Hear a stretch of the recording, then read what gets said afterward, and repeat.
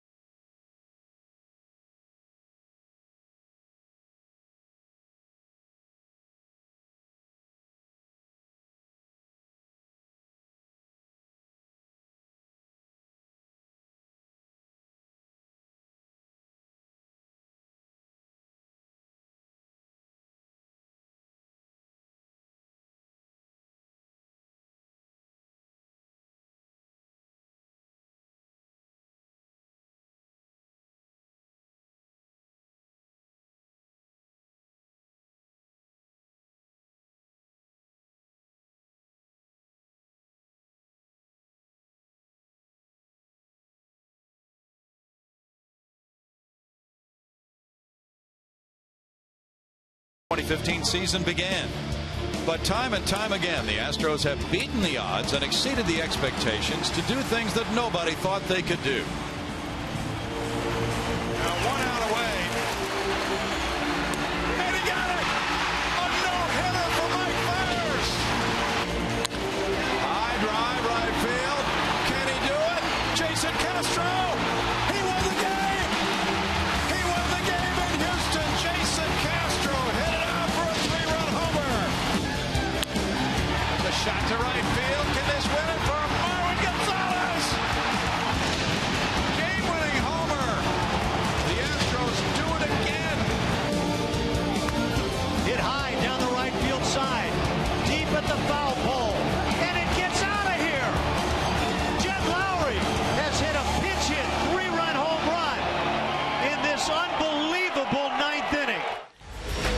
Now, with the deck stacked against them and just 14 games left, this special blend of talented young phenoms and gritty survivors have to reach down and find the will to finish the job they started together and defy the odds one more time.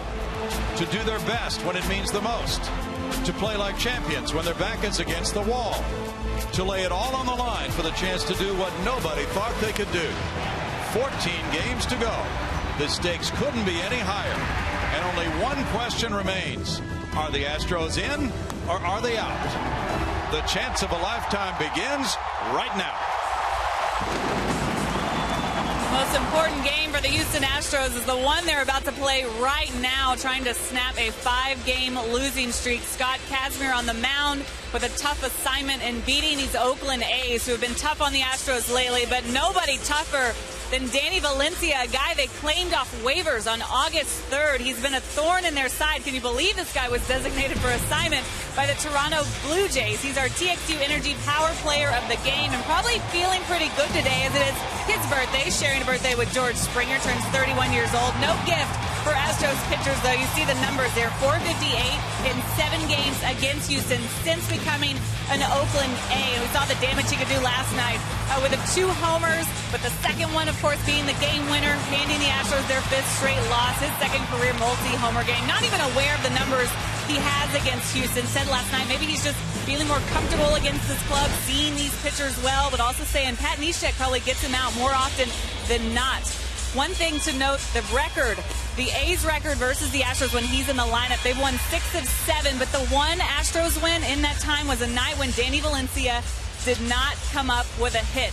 I think we're coming up with a game plan here for Scott Kazmir, guys. Very good, Julia. Thank you.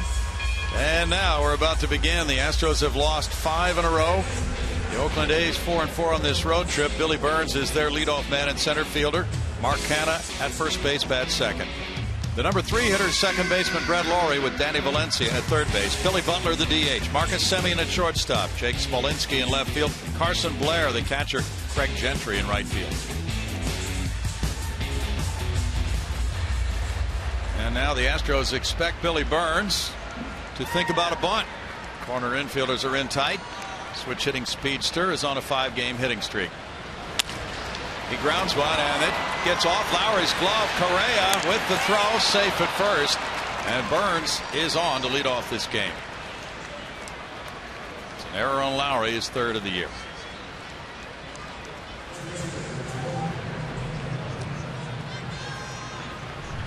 Get a peek at this ground ball hit to Lowry. That just a piece of the glove going by.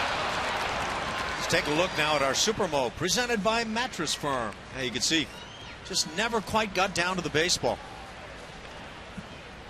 That gives you a great look. Mark Canha, who's 2 for 3 with a homer against Scott Kazmir, has 15 homers, 64 runs batted in this season. He takes it, it's ball 1. Burns is a threat to run.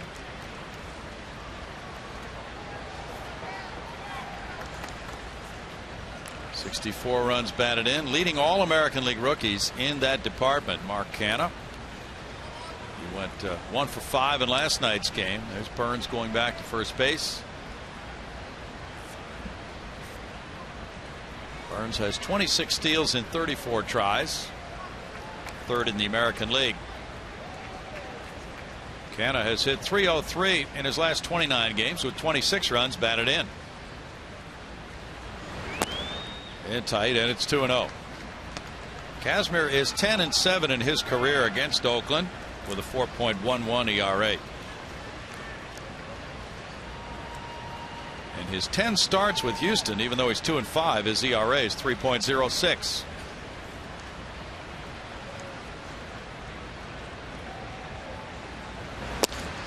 In for a strike. Mike Winters is the home plate umpire, and it's 2-1 to Mark Canha.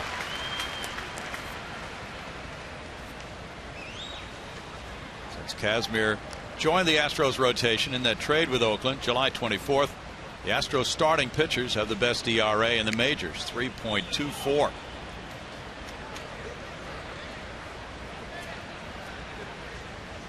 Kazmir really has blazed a trail against the AL West clubs. In 10 starts against them, he's 4-2 with a 1.75 ERA. Foul back on a good cut by Canha, and it's 2-2. And we see Scott Kazmir on the mound tonight. 28 starts on the year, 7-10.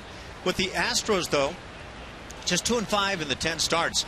He was really perfect. The first couple of starts did not allow a run in either of those. Since then, though, a little fault with the hitters. Scott Kazmir maybe needing to tighten it up. 1-7, the Astros find themselves. Changeup is hit off the end of the bat, foul, and into the seats.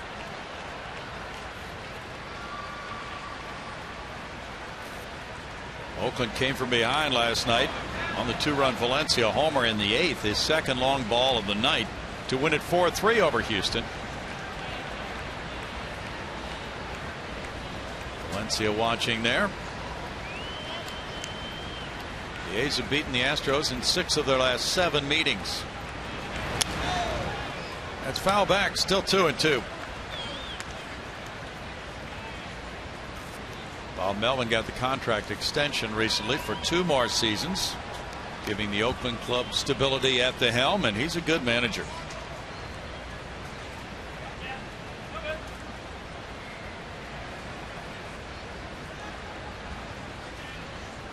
Colby Rasmus plays in right center field for Canha.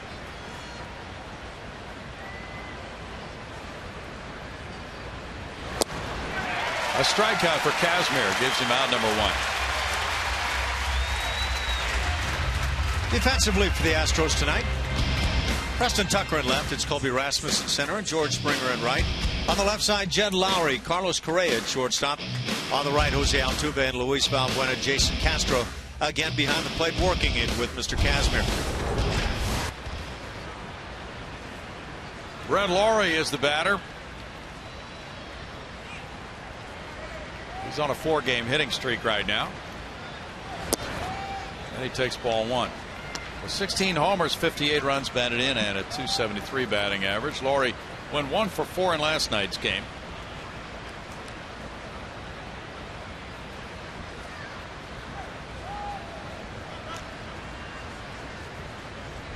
Correa and Altuve are set up at double play depth with 1 out. It's in for a strike, and it's 1-1 for Kazmir. Billy Burns at first base, one of those guys that loves to run, can run very successfully, but for the moment, Scott Kazmir very nice with that slide step, making the running game very difficult for the A's.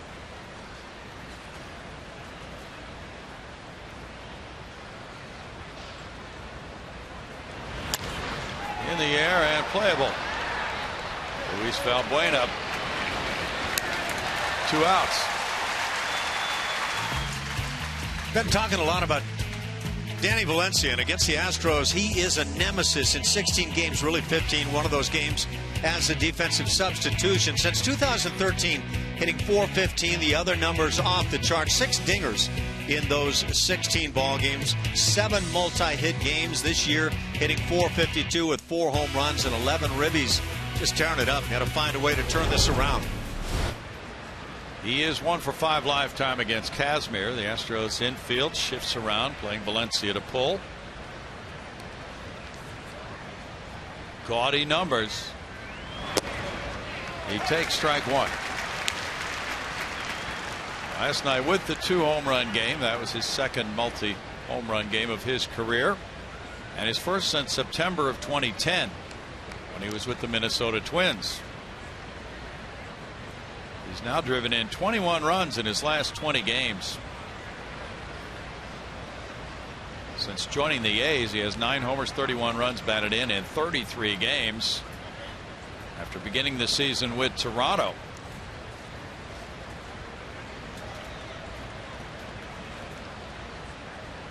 Here at Minute Maid Park, he's hit .448 for 29 at-bats. It's 1-1 to Valencia. Kazmir's shooting for career win number 99. A.J. Hinch's club is 4-12 in September, with some difficult one-run losses this month. Bouncer goes through into right field. There was a wide open space and he took advantage of it. A single for Valencia pushes Burns to second, and it's 1st and 2nd with 2 outs for Billy Butler now. Look now at our strike zone presented by MD Anderson, and you can see what Kazmir's trying to do. And with that effort to pitch away in the right side of the infield wide open, it looks to me like Danny Valencia just says, okay, well, I'll go ahead and take it, and shot went through it. Certainly did that. Everything he hits falls in against the Astros, it would seem. Billy Butler is on a 4-game hitting streak.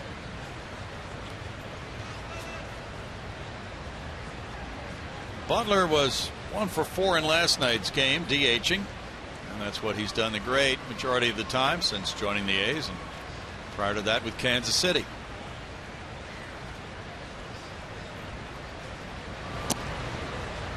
Inside for ball 1 on Butler. Butler's hit .371 against Scott Kazmir for his career. He had a game-winning homer Thursday at Chicago against the Sox. But this is not really a great season for Billy Butler. However, in September, he has exploded. 4 homers, 14 runs batted in 16 games. In for a strike. That makes it 1-1. Butler signed as a free agent with Oakland back in November.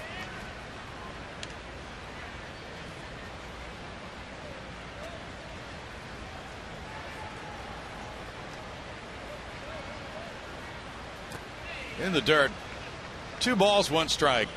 Kazmir has had better career numbers in the first half of the season than after the All-Star break.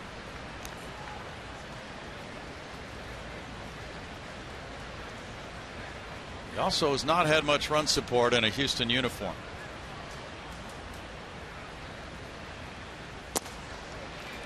It's 3-1. In his last start at Texas, he got a no decision. Pitched well, 7 innings, 3 runs, 2 earned runs, left with the game tied 3-3. Last 6 starts, though, for Scott Kazmir, 4.54 ERA. And yeah, the Astros have got to find a way to start scoring for Scott, but love to find him back to that form in the first couple of starts with Houston.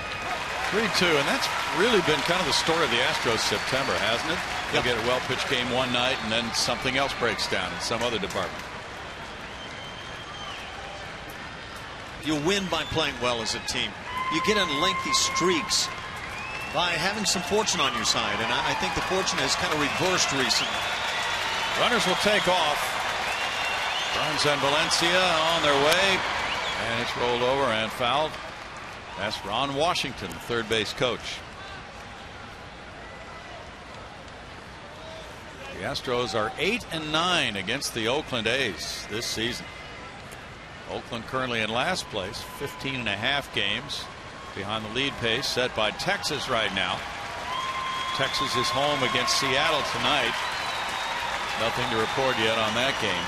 The A's are 40-21 lifetime against the Astros, .656 winning percentage. Inside, and the bases are loaded on the walk to Butler, bringing up Marcus Semien.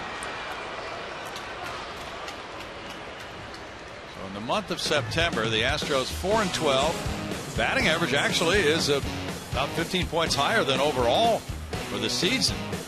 4.4 runs a game, not bad, but It's the ERA, 5.35, and the bullpen ERA, 6.60, leaving the most room for improvement. I find those numbers to be really deceiving because that's scoring a little more consistently than it has felt like, and I want to see what the overall numbers were. Well, here's a couple of points to make on that. For instance, that game at Oakland, the Astros lost it 10-9, and they fell way behind. Then they scored a lot of runs late to get back in it.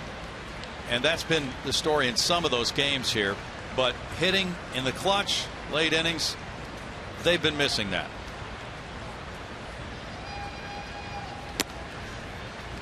One-on-one. So the numbers can indeed be deceiving. Yeah, 11 runs scored in that game at Oakland.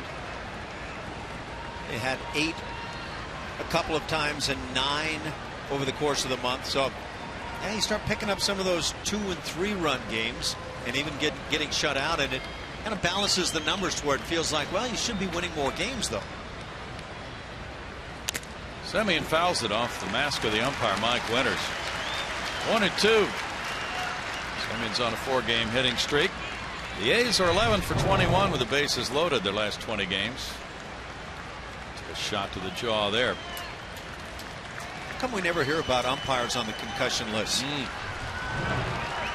Well, unfortunately, we were told tonight that Josh Fegley was hit in the head with a bat last night during batting practice, and he suffered a concussion. He's been doing most of the catching for Oakland.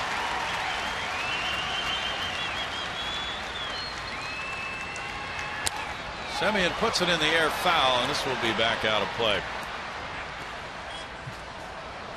Semien's on a 4-game hitting streak, 5 for 16.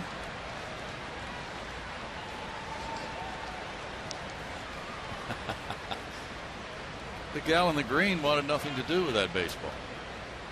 She's still scared. Don't bring that thing near me. Yeah, her heart rate just spiked. Okay. Oh, look at that. Now that it's an inanimate object that won't hurt anything, she'll take a look at it. It does not bite.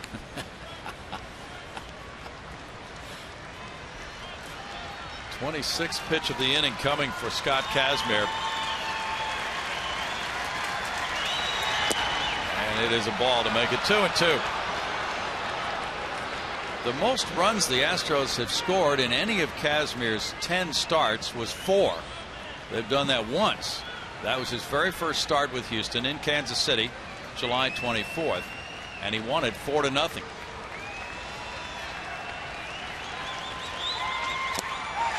Foul ball, almost a strikeout, but Castro couldn't hold it. That night you mentioned in Kansas City, it looked so easy, so routine, and it looked like exactly what the doctor had ordered to get the Astros on into the postseason, winning the division. But obviously things tend not to go as it looks for any short given moment.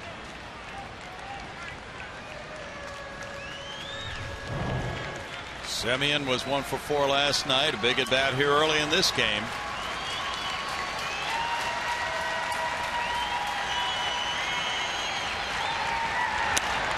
In the air, and again it's out of play. Luke Gregerson rejoined the Astros club tonight.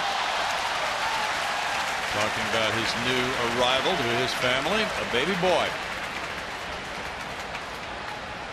Luke and his wife Lindsay had their first child, Logan John, a few days ago. Logan John, 6 pounds 13 ounces.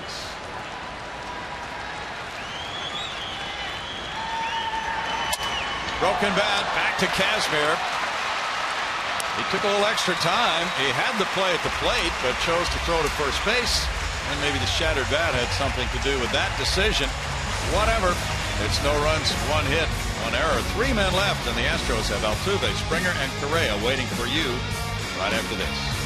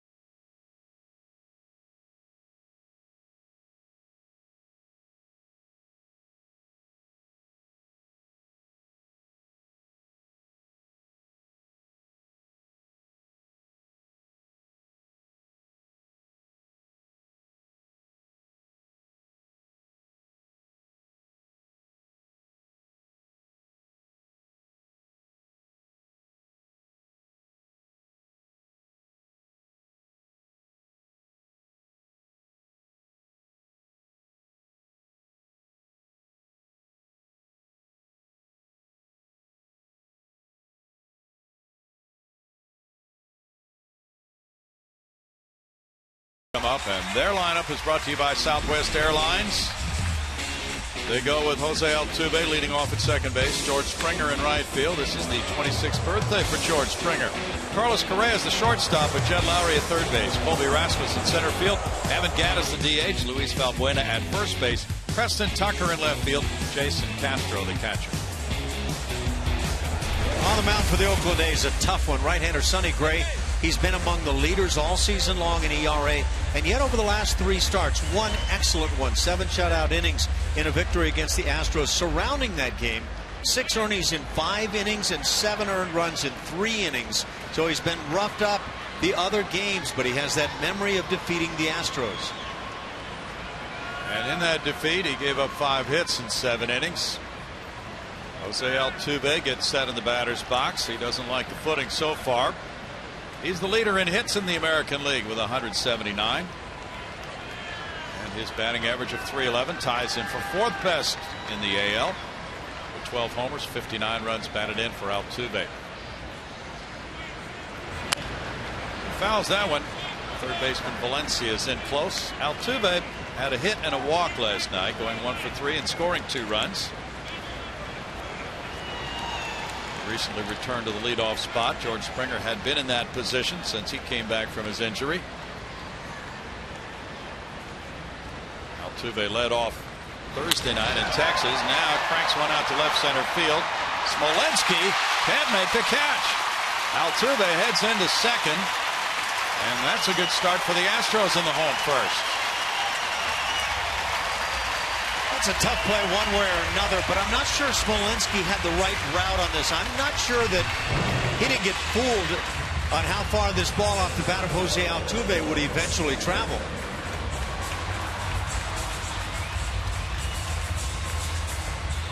See, Smolenski came initially kind of directly across to his left and then realized at the last moment it was over his head.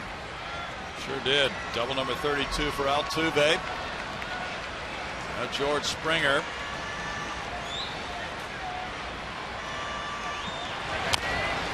And he fouls at strike 1. Springer had .259 with 13 homers, 30 runs batted in. Was 1 for 4 last night. He's on a 4-game hitting streak. And he's reached base safely in all 13 games since he came back from the disabled list.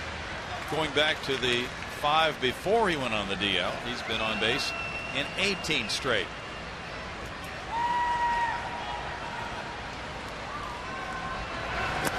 Springer goes to a 1-1 count. He was joking around before the game tonight.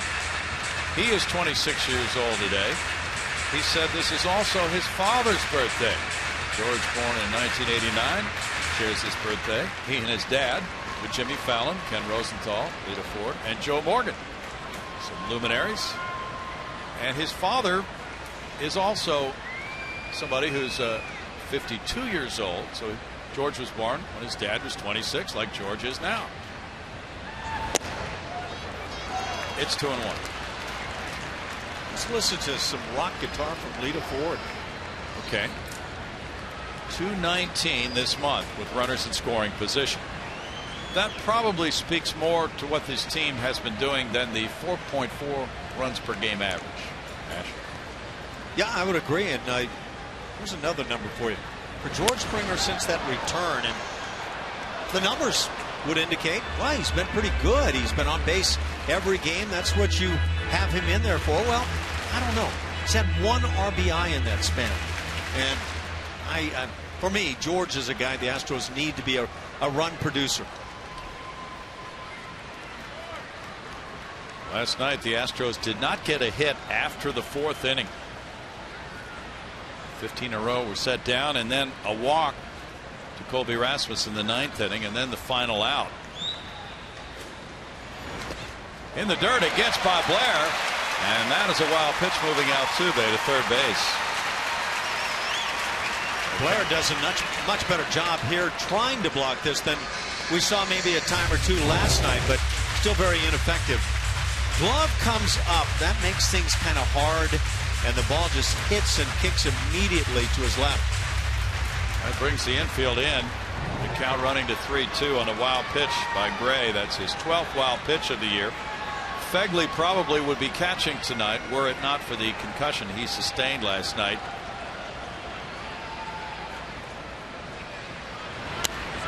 And foul back. Brian Anderson is on his way as a September call-up from the minor leagues to increase the catching depth for this Oakland club.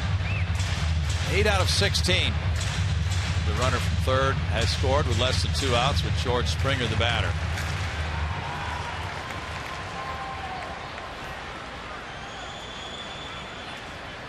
Carlos Correa's on deck.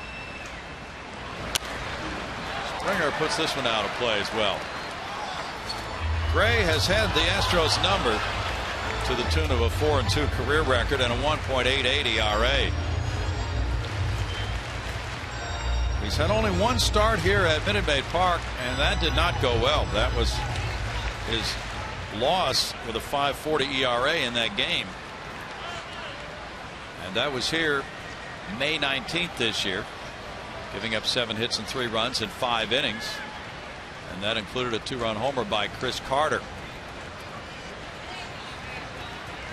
Gray, 25 years old, a first-round pick by Oakland in 2011, the 18th player drafted that year from Nashville, Tennessee, and Vanderbilt University, and a College World Series winning team. Springer draws a walk. He had to work hard for that one. Defensively for the Oakland A's in the outfield, left to right, Jake Smolinski, Billy Burns, and Craig Gentry. Left side of the infield of Danny Valencia and Marcus Semien. 34 errors at shortstop, most in all of Major League Baseball. Brett Laurie and Mark Canha on the right side. Carson Blair is the catcher.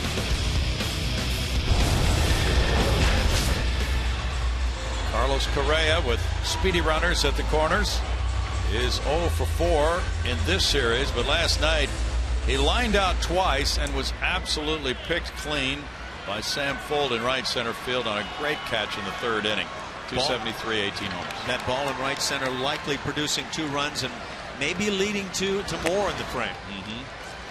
Ball 1 to Correa. His teammates sent a little message to him tonight, all in fun, of course. They all wore the team shirts, the Team Correa t-shirts before this game during batting practice with the Team Correa logo on them.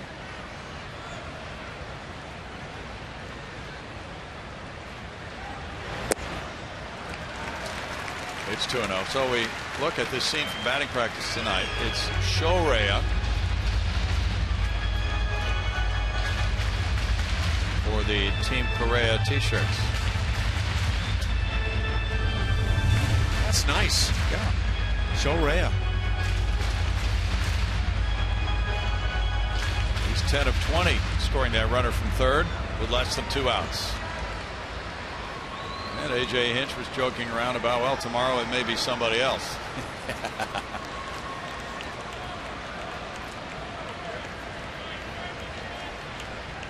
Jed Lowry's on deck right now. Up the right field line toward the corner. It's slicing and going foul. Good distance for Correa. It's 2-1 now.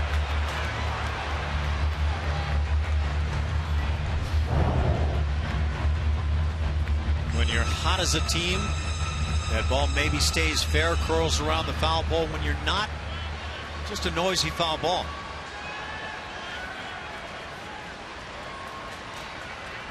Sonny Gray's tied for second in the ERA race in the American League with Dallas Keuchel at 2.56. The leaders David Price at 2.42. Springer takes off and will make it without a throw. Pitch is ball 3. Stolen base for Springer, number 15.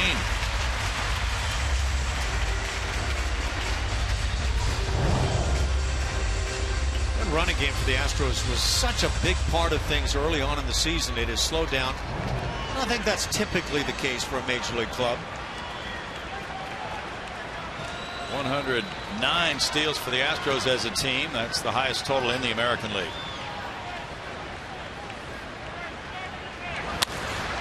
In the air to right field. This would get a run home. Gentry with the catch near the stands. Here's Altuve tagging, the throw going toward third. 1-0 Houston. Correa with his 53rd run batted in on the sac fly. Springer also advancing. After stealing second, he gets to third.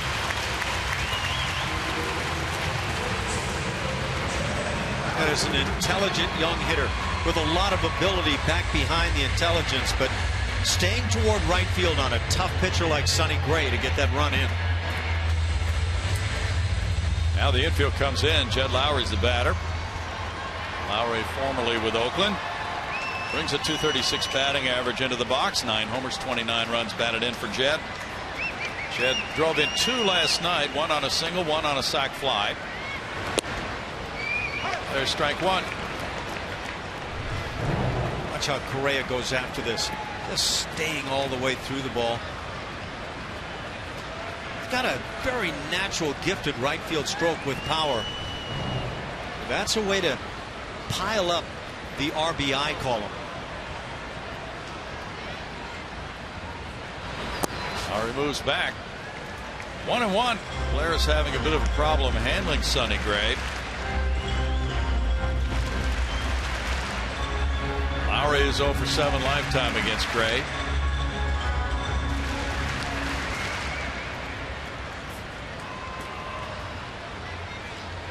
Colby Rasmus is on deck.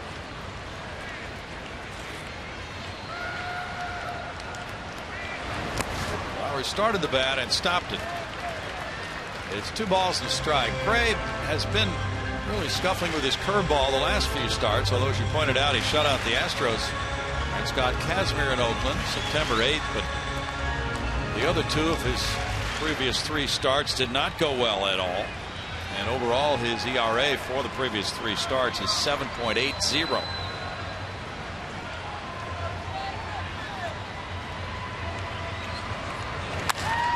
Lowry will drive in another run deep to left center field, and with an extra base hit. 2-0 Astros. Springer scoring on an RBI double by Lowry. 30th run batted in by Lowry.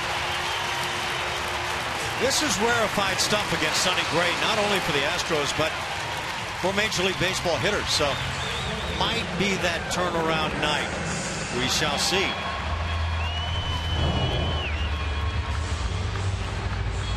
Gray leaves it up, finds the outside corner, but Jed Lowry finds the sweet spot on the bat.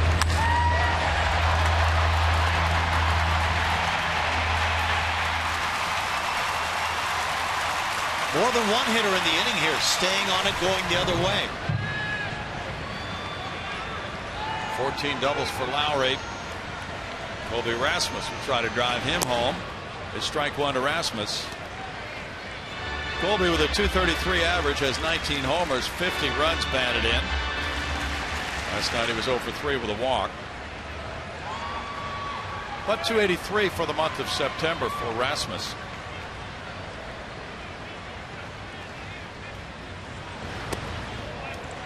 It's 1-1. Not only a stepped up batting average for Colby at .283 this month, but also an OPS of .834 with 2 homers, 4 runs batted in for Colby.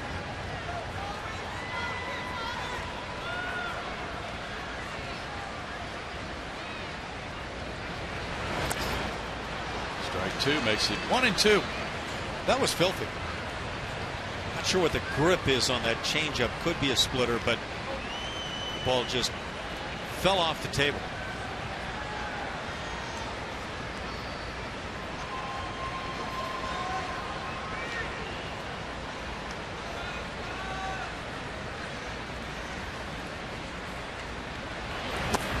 This one gets away, and Lowry will hustle to third base. One hop throw gets into left field. Lowry pushes away the third baseman Valencia, and he scores. 3-0 Houston on the overthrow by Blair. Some former teammates got tangled up, and Jed Lowry said, "Get out of my way." That's Semien who was covering. Excuse me, yes, Semien, excuse me. But Blair behind the plate in the 2 nights, just having a really tough time keeping the ball in front. Excuse me, but I've got places to go. It's Semien, and Lowry got tangled up, and they got untangled. So the error was on Blair, his second of the year. And Rasmus looks at a ball. 3-2. Now that one hop throw from Blair really handcuffed him.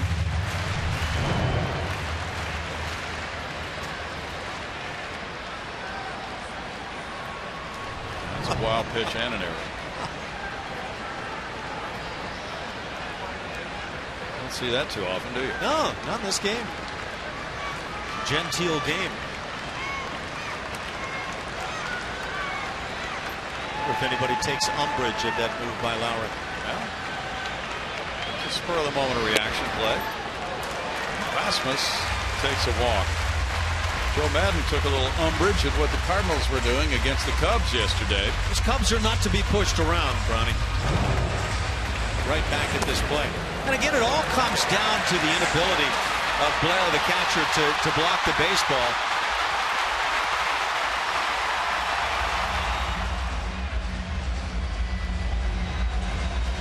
So is this the result of a push or a flop? Oh, you know, the NBA officials are going to be challenged with that particular play. Toby Bassner, the umpire at third.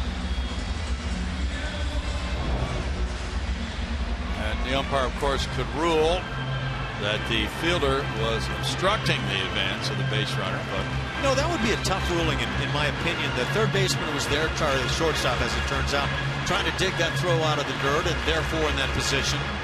It's tough. Right. Evan Gattis on his bobblehead night has a chance for a big game. There's ball one. Gattis 239, a club high 24 homers. He also leads the club and runs batted in with 80. Many fans came out early to get those Evan Gattis bobbleheads. He has 3 homers, 11 runs batted in against Oakland. And the players are generally aware that it's time for them to step up when they have a bobblehead night. 2-0. How about that one? Let's see that. This look-alike here at the plate do what that bobblehead looks like it would definitely do. Gattis was 0 for 4 last night, snapping his 4-game hitting streak.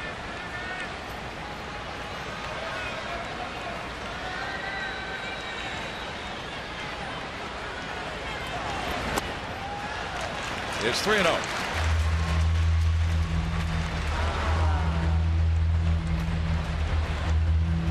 Pretty good likeness for you. Yeah, he had it tightened up, that beard, pretty nicely there for the making of the bobblehead. That's good looking, solid beard. That's a walk. Third of the inning for Sonny Gray. This one on 4 pitches, and Valbuena comes up. Take advantage when you've got the shot. This is not your typical Sonny Gray night. You're right about that. Rare opportunity to stretch out the game early. 17 balls, 12 strikes for Sonny Gray. Now Valbuena, who hit a homer off Gray when Sonny won the game in Oakland over Dallas Keuchel August 7th for the only run in the game, has an opportunity to strike a big blow here. 22 homers, 50 runs batted in, a .210 batting average, and he is 4 for 7 with that homer off Gray. That's strike one. I would say, at least by the numbers, Sonny Gray has hit the wall here at the end of the season. He had spectacular ERAs every month throughout the year. Highest he got to 267 in June, and now in September, prior to tonight's damage here in the first, 780.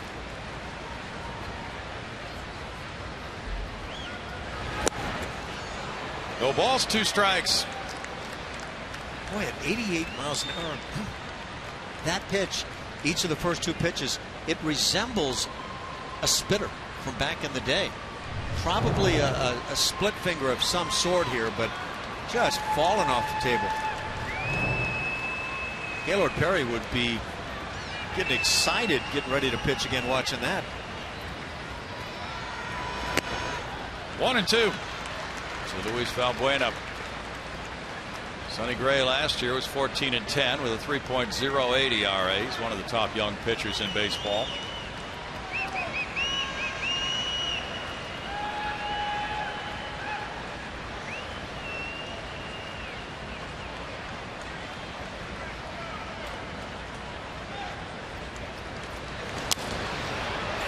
It's still 1-2. The Astros really working a high pitch count here.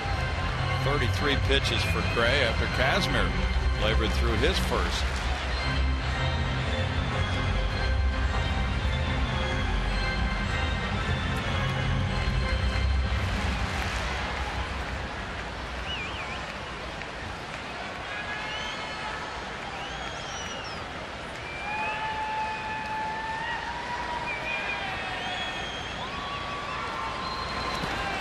In the dirt to Valbuena, and it's 2-2. It was interesting to hear the interview Julia did with Scott Kazmir before the game and about the players and how they're handling this 4-12 record in September. The fact that they spent so many days in first place, they're now 2.5 behind the Rangers. And he said the attitude is very good in the clubhouse. Players are working hard and just trying to stay positive. And that sometimes means staying off Twitter, not reading the newspapers. Things of that nature. Trap foul. Difficult time, though, certainly when a team has held down first place for as many days as the Astros have this year. And now the general perception is that things are slipping away. They have had some injuries on the club. They've had some lack of production. And it's all added up to a 4-12 month of September. And yet, they're still in a position to be a playoff team as of right now.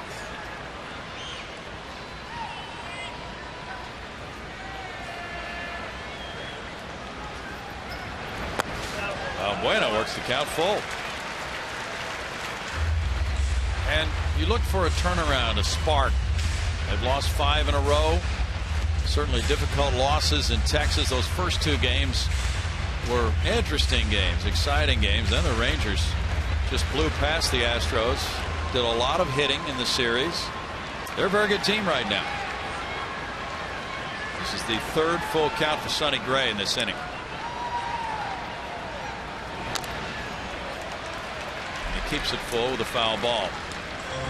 The Astros next weekend will get another shot at Texas here in a 3-game series.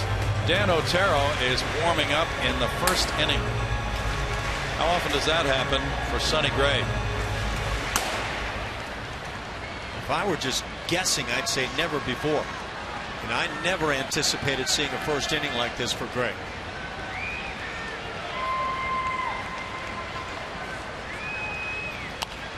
Foul back. Sonny has not been in the strike zone consistently against Valbuena here, and he's walked 3 in this inning.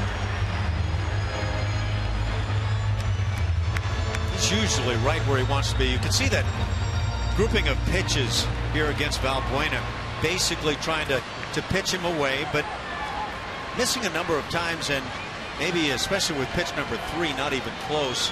7 and 5 way out of his range.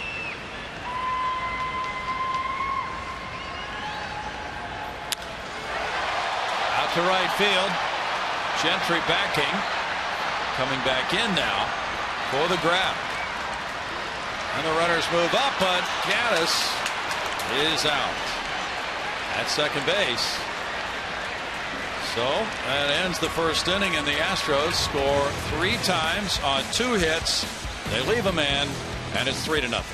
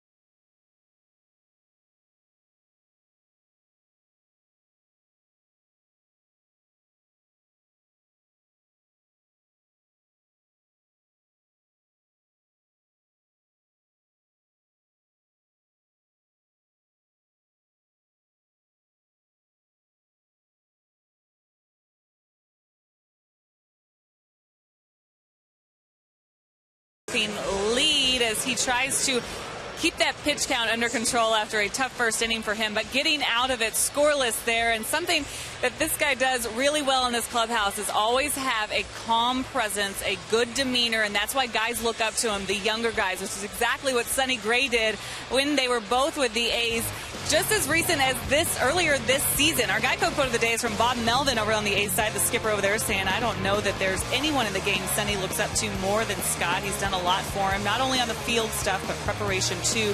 They've become very close." Of course, text messaging went back and forth between these guys the last time they met up just recently, but you know they're probably going at it again. A lot of respect, though, between these guys. Brownie.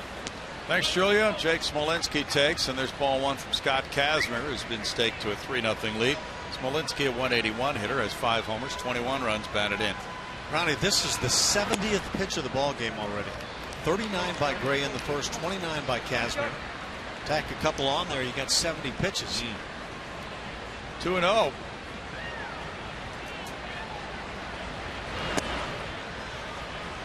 It's 3 balls and no strikes.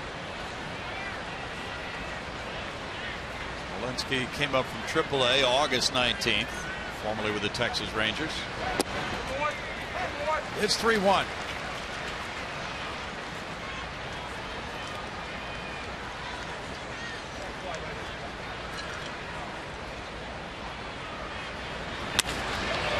That's out to left field, and that's going to get Oakland a run. Bangs off the community leaders board up there, and Smolinski has hit his 6th of the year to make it 3-1 Houston. That's the thing about the long ball. It doesn't require a rally. Of course, the Astros bats have been the ones handing out that message all year long. You go 3-0, you come back throwing one through the heart of the plate. You go 3-1 and put it right there again, and instant tattoo. Carson Blair is the batter, taking strike one. Smolinski going deep, and now it's a 2-run lead for Kazmir. Blair has had 16 at bats with 2 hits with the A's, one of those a homer.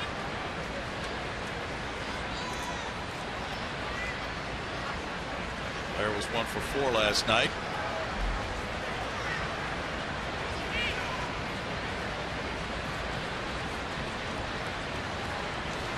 Blair's 25 years old, from Argyle, Texas.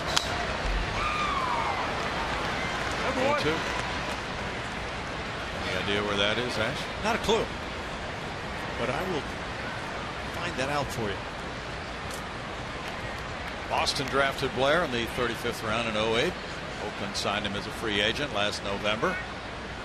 This is his first major league time. 7 years in the minors prior to this year. 1 ball, 2 strikes.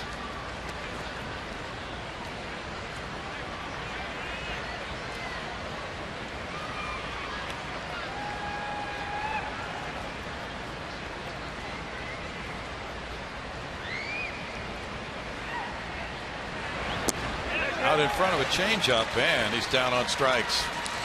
Second punch out for Scott Kazmir.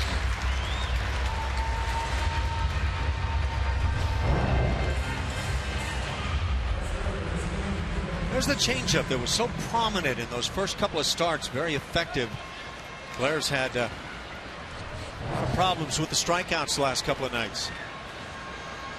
A former Texas Ranger, Craig Gentry, is the batter. That's ball 1 to Gentry. Gentry has 2 runs batted in, an .073 average. Last home run came against Houston in August of 2013. He's a good defensive player. Bounces this one foul. Gentry has just 41 major league at bats this season. Craig now 31 years old, from Fort Smith, Arkansas, and the University of Arkansas.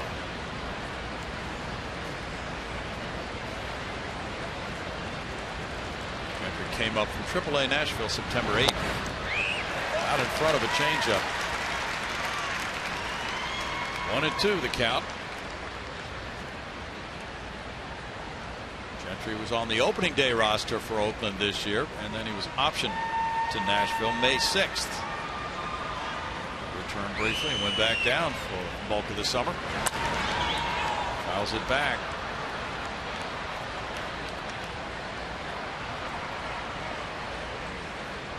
I mentioned Oakland with that fantastic record against Houston. That is the best record for one team against another. 40-21, a .656 winning percentage since these two started playing each other. 2-2. And to illustrate what a difficult stretch this is for Astros opponents, the Rangers are 79-47 against the Astros, .627. That's the second best winning percentage one team has over another. 3-2.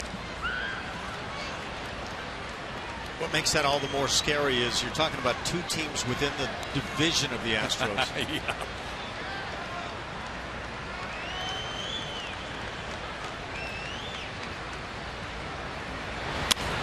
In the air, and center fielder Rasmus now moves into right center.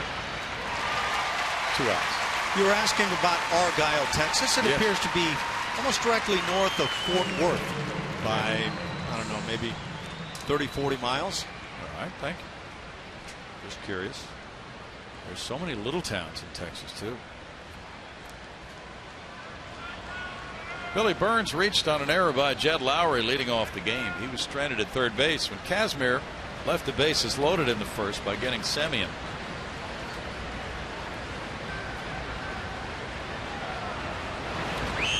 Breaking pitch is in the dirt, and Burns checked his swing. Appealed to Mike Muchlinski at first. There's ball 1.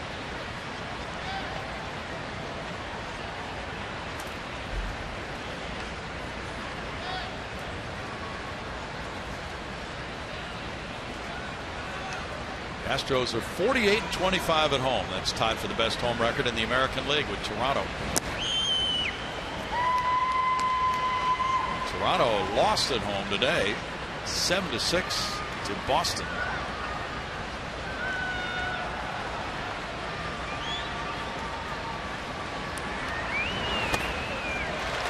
Burns swings at it, and it's 2-1.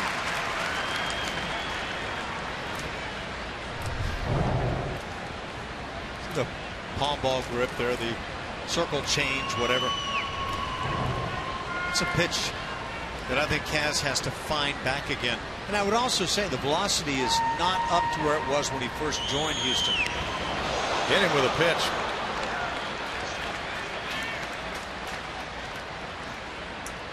Seventh hit batsman of the season for Kazmir.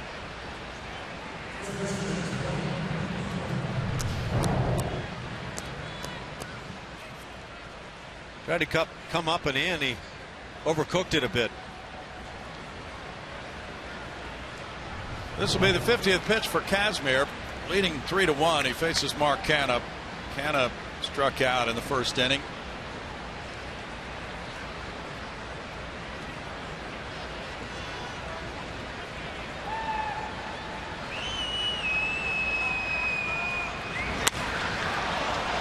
Rasmus backing in center, continues to run back to the warning track, and he hauls it in right in front of that big fence. Smolenski's homer gets the A's a second inning run on 1 hit. They leave a man, and it's 3-1 Houston.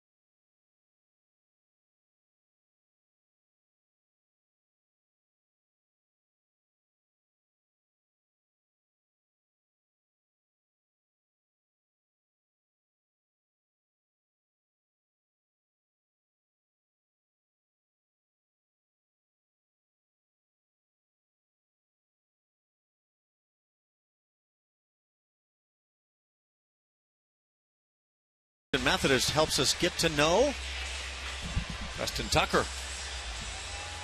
favorite player growing up, Ken Griffey Jr. and Jim Edmonds. He likes the center fielders. Best vacation, skiing in Colorado. Not anymore. You've got a major league contract. Guilty pleasure song styled by Taylor Swift. And he was stoked when he found out, or thought he found out, that Taylor Swift was wearing his jersey at the recent concert. Found out that was a hoax. Sonny Gray deals ball one. Preston Tucker with 13 homers, 33 runs batted in, has a .249 average. His right knee is a little bit better after being hit by a pitch a couple of nights ago in Texas. Got it right on the side of that knee. 2 balls, no strikes. He was very stoic through it all, with the expression on his face never changing. Never moved prior or after being hit, and yeah, it was, you knew it had to be painful. Foul back. Tucker was a pinch hitter last night. He struck out for the final out of the game.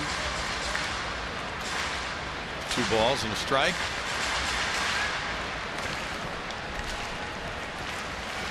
We found out something last night about the bullpen. Ryan Dull finishing for a 2-inning save.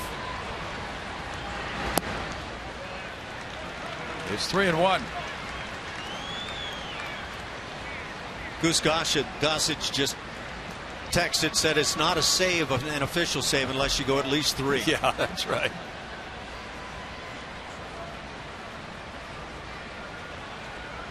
Jason Castro's on deck. Fouled, and it's 3-2 to Preston Tucker. Cardinals have become the first team to clinch a postseason spot. They lost their game to the Cubs 5-4.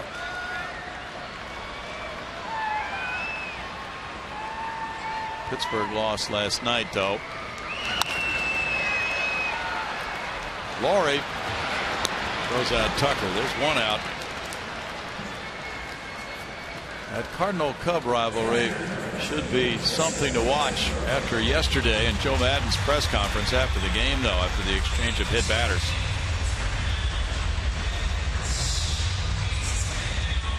Jason Castro with 11 homers, 30 runs batted in, has a .219 batting average.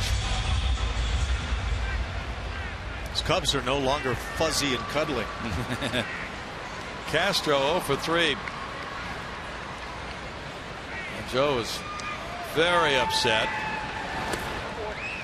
after a Cardinal pitcher drilled his fine first baseman, Anthony Rizzo. Rizzo was joking after the game. He's just about to the 30-30 club.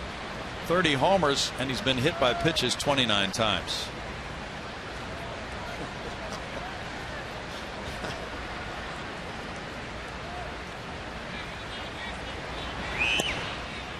It's 2-0 to Castro. To wear catcher's gear if you get hit that many times. Yeah. Arizona beat the Giants today 6-0. And that's what put the Cardinals in the postseason for certain. Cardinals having lost 5-4 to the Cubs. Don Baylor was the last member of that 30-30 club. 30 homers, 30 times hit by pitches. He was so strong he didn't feel any of those hit by pitches, though.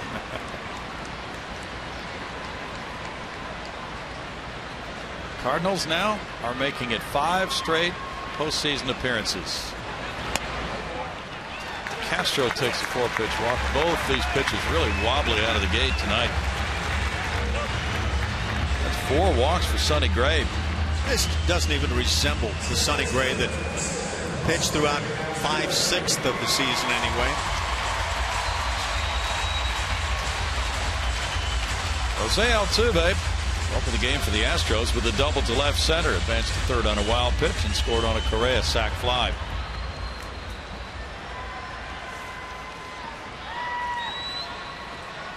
On the road, Sonny Gray is 8-3 with a 2.31 ERA. Second in the American League in road ERA. Ground ball, backhanded. Here's Canha throwing to second, and then the return throw from Semien makes it a double play. 3-6-3 to end the second inning with the Astros up 3-1.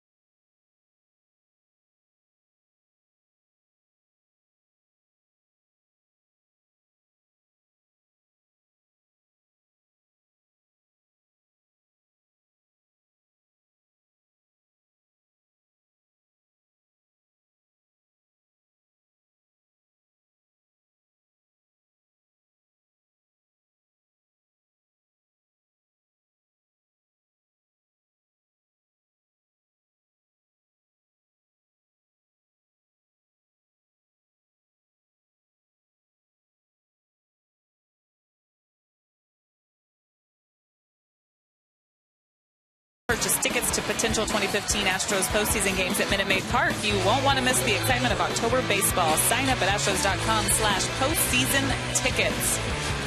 We had one heck of a party going on outside in the heat. Look at these. What are they called? I think they're the Aggie Wranglers. Getting it. Boot Scootin' Barbecue was going on outside with an awesome festival. They had a country music band out there, and of course serving barbecue in the food trucks. I even had some barbecue today. I had nobody to two-step with though in here, which was kind of disappointing. Well, Matt could have come in. See, I even wore my boots. Yeah, those are gorgeous boots. Oh no, let's not watch me dance. We need to watch the boots. Julia knows a thing or two about boot scooting. I know that. I do. I just needed a dance partner. Okay. You had us and you bypassed us. Do you guys know how? Rejected again. As long as it's after the fact, sure we know how. Well, some people claim they do anyway. Brett Laurie leads it off in the third inning. Big cut, and there's strike one on an off-speed pitch. He fouled out to first in the first inning. This guy's a bundle of energy.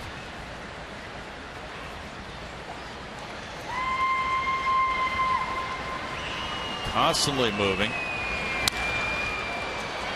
Lining it to right field. Springer back. One out.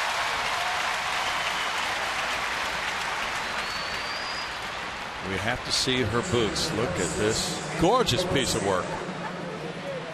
Gorgeous fair piece of work. Fair to say that those go with anything? They do. That's why I bought them. Mm. It doesn't matter what color I have on. Very nice. They're festive. Are they suitable for a wedding? For a wedding? Yeah. Not my wedding, but maybe some other weddings. Danny Valencia singled to right earlier with a bouncing ball. There's ball one. Well, you know, some people get married on the beach barefooted. Julia's going to have Billy Idol come and sing at her wedding. Foul ball, and it's 1 ball, 1 strike.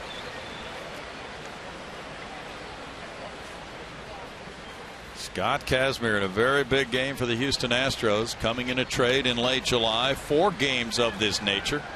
Has a 3-1 lead in the third.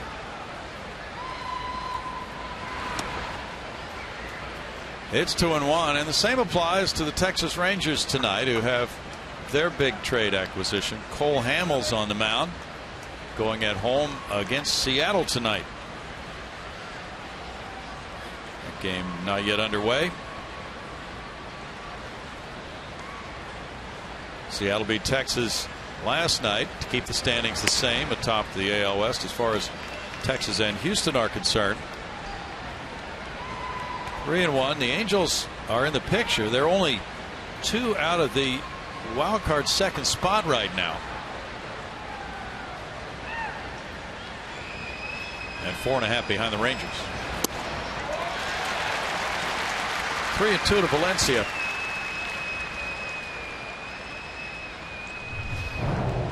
On the 3-1, Kazmir doesn't want to give up another solo job, so he comes breaking ball, and effectively done. Inside, and Valencia takes a walk. Well, that's the second walk to go with hit batter for Kazmir. Gray has walked 4.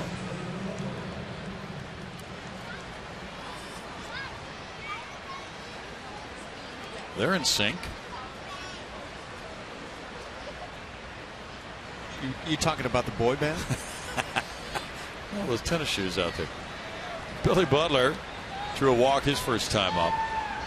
Is that band still around in any fashion? I think they are. They are senior citizens now, but they're okay. Got a new album coming out for you. There's a market for that. There is strike 1 to Butler. Angels and Minnesota Twins are scoreless in the top of the 4th tonight in Minnesota. It's game 2 of their day-night doubleheader. The Angels won the opener this afternoon in 12 innings, 4-3 over the Twins. Houston Street got his 37th save. Bouncer shortstop Correa, Altuve, and Valbuena take their time at turn 2. The 123rd double play for the Astros. It's a 10-pitch inning here in the third for Scott Kazmir. 3-1 Houston.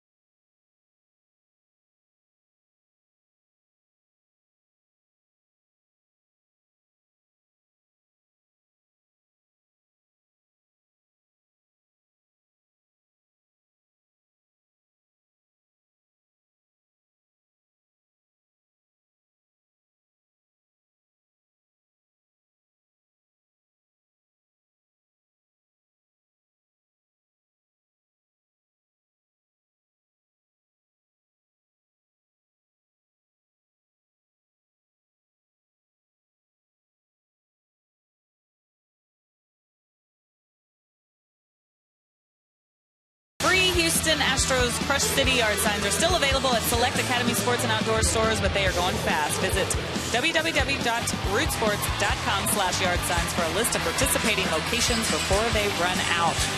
And if you picked one up, make sure to tweet them in, because we've seen some awesome picks from you guys lately, representing your Astros and Crush City.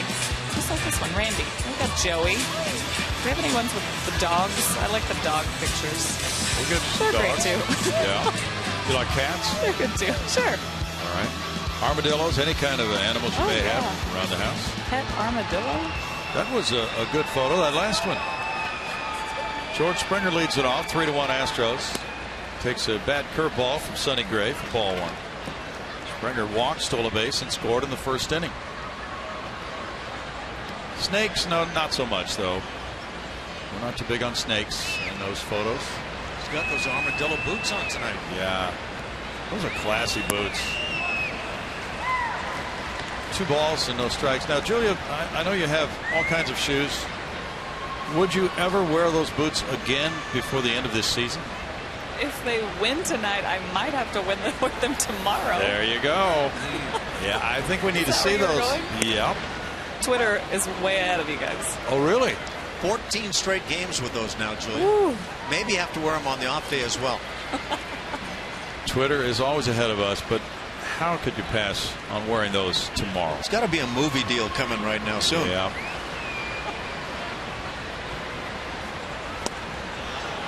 Two balls, 2 strikes to Springer. Each club with 2 hits and 1 error. The Astros, though, got the benefit of some walks in the first inning and hustled their way around the bases. George trying to hit the first home run since returning. In fact, mentioned the fact that he had 1 ribby since returning to the ball club. Only 2 extra base hits, a double and a triple. That's it. 3-2. Well, he missed weeks with that right wrist fracture, a couple of months. So the hand strength has to be affected by the atrophy in the muscles and the forearm, the wrist, the hand.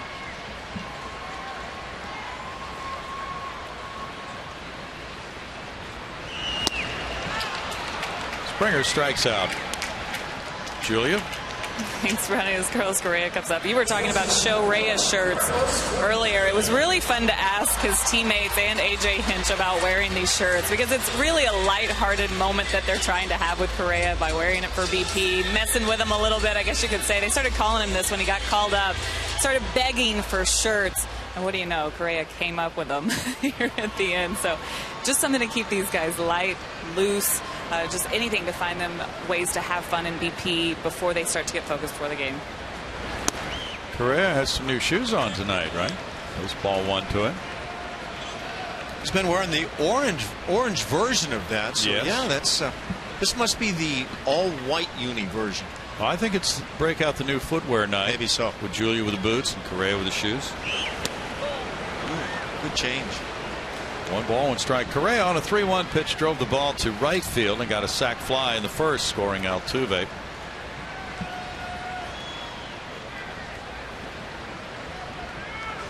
Yeah, for Pete Maravich, it was the Sox. For the Astros of 2015, it's going to be the new ground grabbers. Those floppy socks of Pete Maravich. 2-1. We could never find those today. They're probably in the Smithsonian right now. I think the guys would even wear Larry Bird's shorts if it would get them winning. Yeah. No, that's gone too far. Semien to his right. Throws out Correa, 2 outs. We're hearing that Semien is improved at shortstop this season, and Ron Washington has been one reason since he joined the coaching staff. He's been working out Semien before some of the games, primarily on footwork, just getting the fundamentals down of being in the right position to receive the baseball. And even though he's made 34 errors, the A's have seen an improvement in Semien. Now he stays over on the left side of the infield when the shift is on. Jed Lowry's the batter. He had the RBI double in the first inning, the second hit of the inning.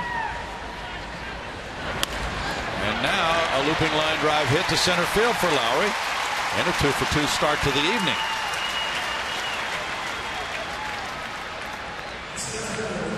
Get some guys hot. You get about 3 guys plus, sometimes even just 2. Get them red hot in your order, and you can go on a streak.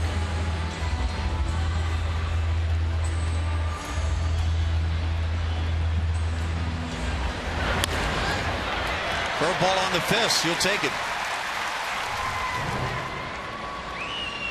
Lowry's aboard for Rasmus now. Colby drew a walk in the first inning. There's strike one. You know, if you look at the components of the Astros offensively, you'll see some fairly low batting averages. Batting average is probably the worst statistic in baseball.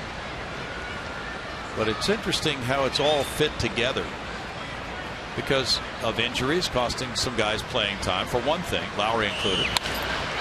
That's rocked to center field, but it's high, and Burns is back underneath it. We're out number 3. No runs, a hit, and a man left. We move to inning number 4 with a score 3-1 Houston.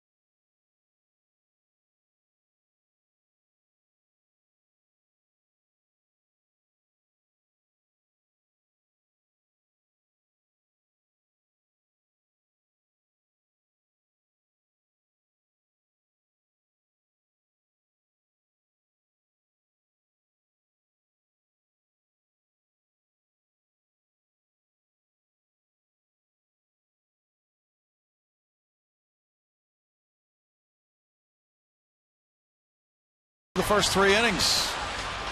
Scott Kazmir and Sonny Gray dueling for the second time here in September. Gray beat Kazmir and the Astros in Oakland 11 days ago, 4-0. And now the tables have been turned through the first 3. Kazmir out for the 4th inning, facing Marcus Semien. Semien grounded back to Kazmir in the first.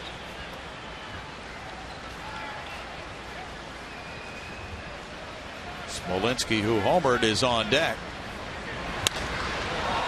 That's a drive to left field. Tucker out of room, watching this one reach the seats.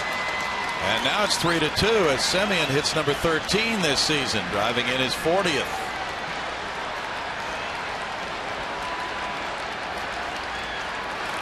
th long ball allowed by Kazmir in 175 innings.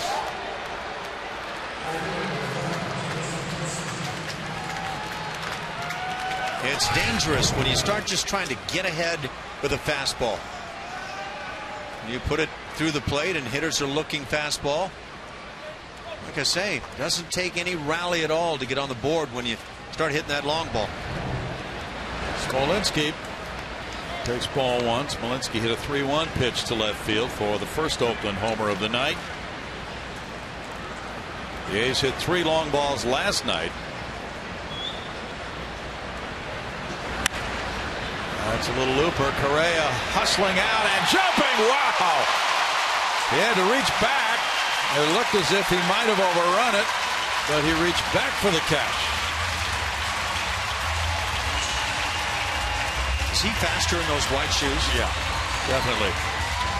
Billy White Shoes Johnson goes out for the long pass and makes a great play. Yeah, he almost overran that. He had to reach back behind just a bit as he made that jump. Overran in the sense of moving a little too far left. But he's so athletic. Look at him reach back to eventually make that play. That's not the way he had that all planned out. Some serious body contortion in midair there. Carson Blair looks at strike one. He struck out in the second inning. He's got to get his quarterback to lead him a little bit better. It's an amazing catch.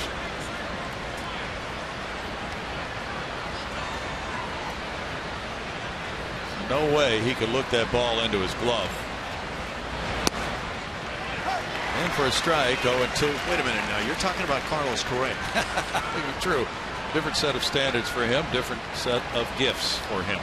Yeah, we've seen George Springer over the last couple of years make that sort of play where he basically overruns the ball but still able to make the play. Yep. 1-2. That play could really help Kazmir. A home run, and then what could have been a single by Smolinski, or who knows, he might have been able to get to second if that ball caroms around. Altuve to his left. Over to Valbuena. Now 2 outs. Now look at this guy go. He is flying. He knows there's no way Tucker's getting there. So all out and adjust. He's a special athlete. That's what those fans over around Keuchel's corner saw from their angle. Craig Gentry takes strike one. Gentry hit a fly ball to center field in the second inning. Tomorrow at 1:10 here, it's Aaron Brooks and Colin McHugh in the series finale. Changeup makes it 0-2 on Gentry. It's also the finale of the season series. In game one of that doubleheader at Target Field today, the Angels won it in the 12th on an RBI groundout by Cole Calhoun. The Angels and Twins currently both trail the second wild card leading Astros by a game and a half at the moment as they play the nightcap, and they are scoreless through 4. An interesting night to scoreboard watch.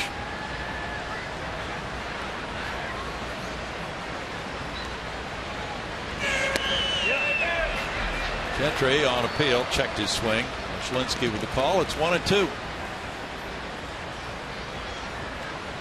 The Angels will be here Monday through Wednesday.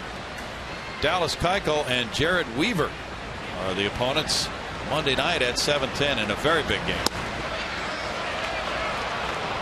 2-2. They're all big here, no matter who the opponent is, but in the sense that the Angels have a chance to go head to head with the Astros, that makes it large for both of these teams. 3-2 now.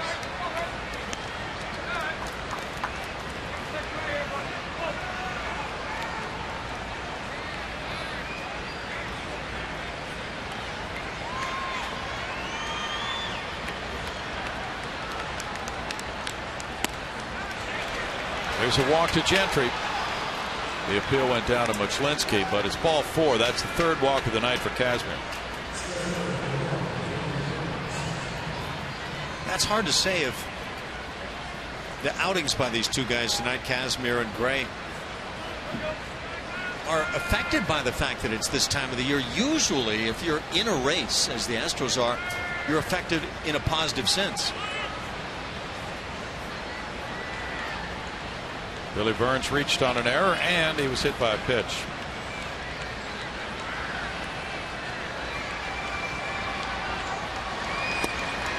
Strike one for Kazmir.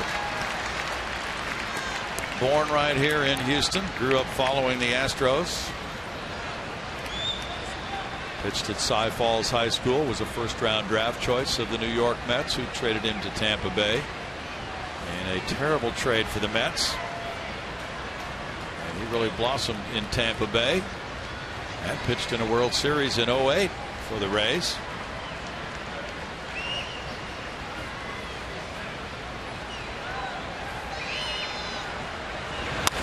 Liner over Correa into left center field.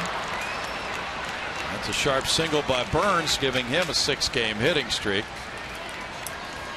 And that turns it over for Mark Canha to bat with 2 men on. Yeah, now you're getting into the big boys in the order.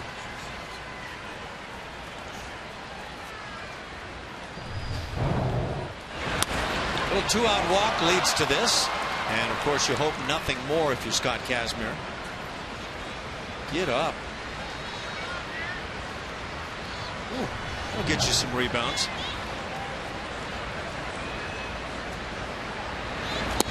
Strike one to Canha, who's 0 for 2. He sent Colby Rasmus deep in center field for his drive in the 2nd inning to the warning track.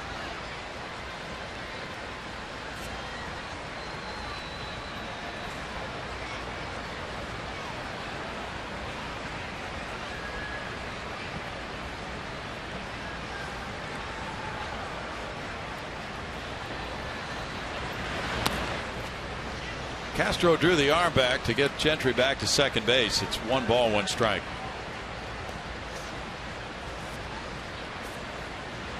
Gentry runs pretty well.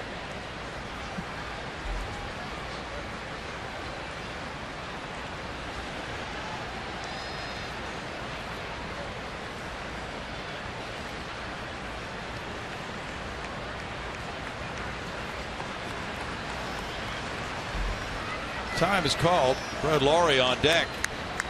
4 hits for Oakland, 3 for Houston, each club with an error.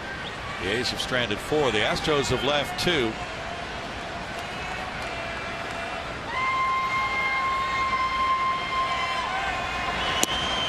In for a strike.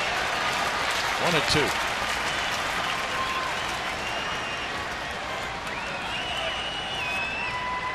In September, Kazmir has been throwing his fastball for a high percentage of the time for a strike with 2 strikes in the count. 70% of his 2-strike fastballs have been working in that strike zone. Vince Velasquez warming up for Houston. How many of those have been hit, though, I would wonder? Yeah, that's a real question.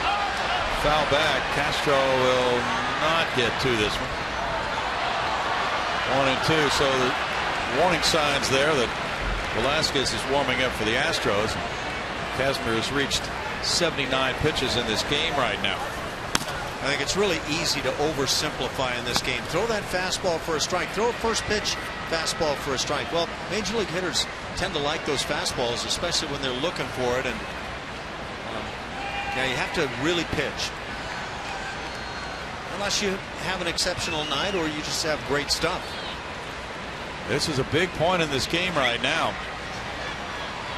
The Astros got 3 in the first. 2 Oakland homers have made it a 1-run game.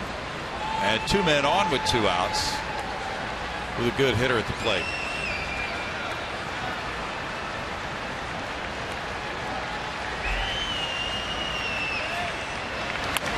Grounded foul. Altuve was at second base trying to hold the runner there, Gentry.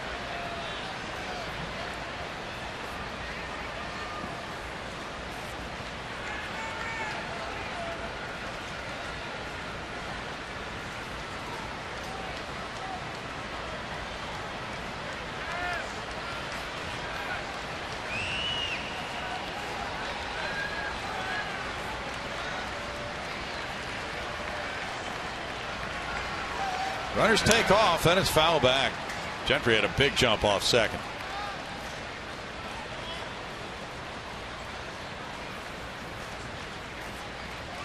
That high leg kick provides plenty of time for guys to get a jump. And you're right. They were not only moving, but moving early.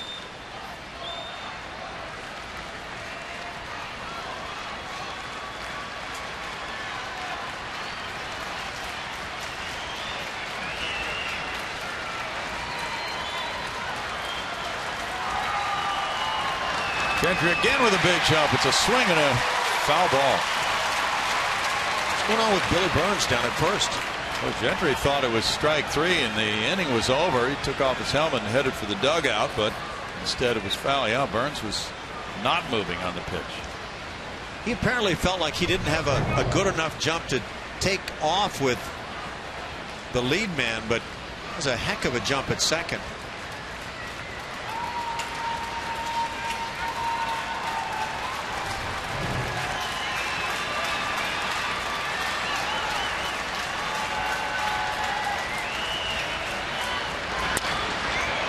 Into right field, Gentry will score the tying run. Rasmus gets it into second base, and it's 3-3 on the RBI single by Canna. He bangs his hands together and gets his 65th run batted in. You know, it's something that comes up a lot when you've got a shift on. Do you pitch into the shift or pitch any way you choose? And if you pitch away and you've got an open right side with a right-hand hitter, it's about all a guy can do is try to shoot one that way. Of course, that wasn't a full all-out shift. Altuve was more trying to hold at the bag at second base, but it in effect left that open right side.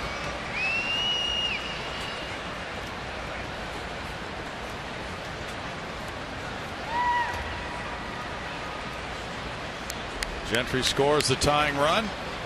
Big 2-strike, 2-out knock. Gets the A's back to a 3-3 tie, and it's Brett Lawrie who's 0 for 2. A.J. Hinch is walking to the mound. He's been warming up Vince Velasquez. Unusual to have the skip come out, and I imagine he just wants to look into the eyes and hear it directly. Are you all right? He's making a move to Vince Velasquez in a big situation. 3-3, runners at first and third, 2 outs in the 4th inning. We'll be right back.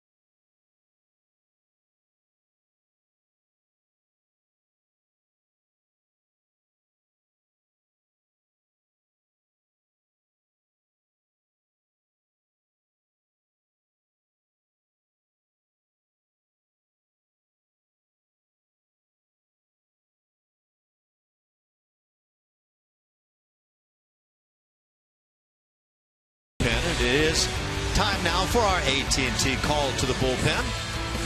It is Vince Velasquez coming in, 23 years of age. Vince been getting some work. This is his 17th outing now. He started 7. And that opponent's batting average, I think, reflects the fact that he does have really good stuff. A fastball that can get up in the upper 90s. One of those outstanding young arms that they have that it's not only a part of the future, but a part of the now for this team. And he finds himself in a big situation. A tie game. Runners at first and third, 2 outs. Brett Lawrie the batter. Lawrie is 0 for 2. Velasquez pitched Thursday night at Texas, 1/3 of an inning, giving up 2 hits, 2 runs, and the Astros 8-2 loss. Gave up a 2-run single to Shin-Soo Choo after an RBI double to Bobby Wilson.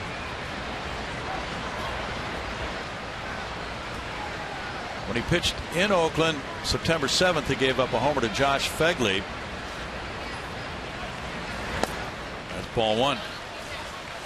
Valencia is on deck.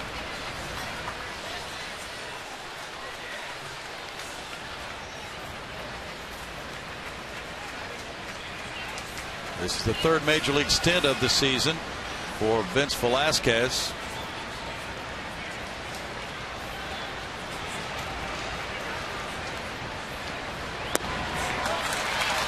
One and one on a breaking pitch. Vince has started 7 games. This is his 10th game in relief.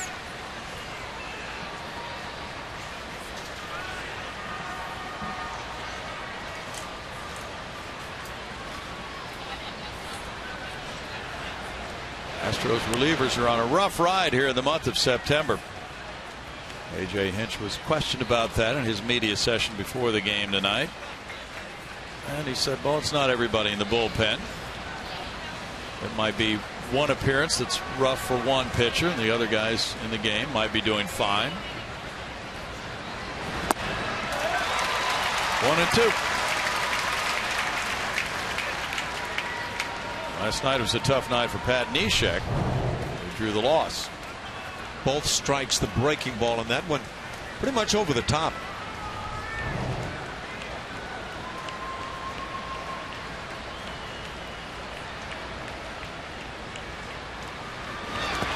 In the dirt, the runner takes off for second, and he'll make it without a play. Mark Canha moving. It's 2-2 now on a wild pitch. The guy's moving. It doesn't matter how well you block a pitch, but Jason Castro has been really good here in recent games since coming back. Technique outstanding.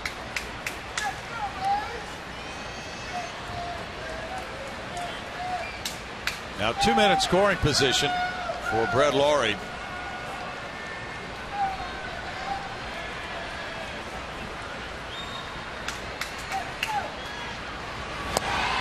And he chased one and struck out. Big job by Vince Velasquez, and he struck out Lawrie with 2-minute scoring position. The Oakland A's come back to tie it.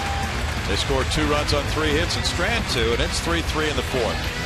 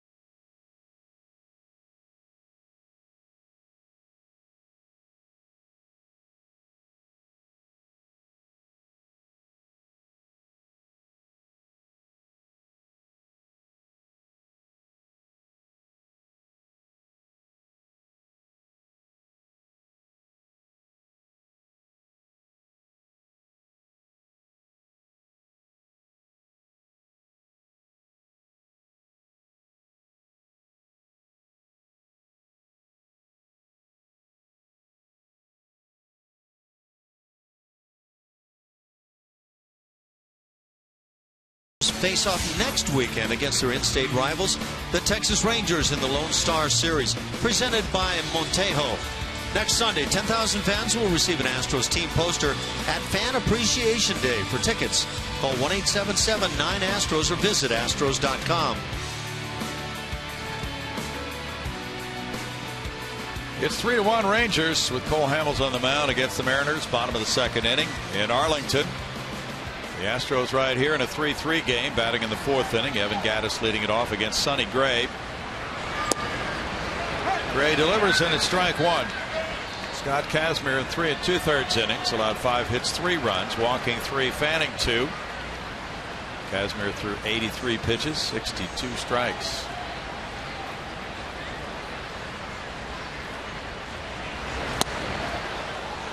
It's 0-2 to Gattis. Be followed by Valbuena and Tucker, and Gray gets a fresh start with his club scoring twice in the top of the inning. Yeah, watching the first few innings, it would not have been Scott Kazmir, I would have guessed, would be out of this game at this point. Well, true, because Gray faced 7 men through 39 pitches in the first inning. Well, kind of a reflection with that pitch in mind, that last pitch. Slider nowhere close, and it's felt at times like he has had that kind of feeling of the strike zone.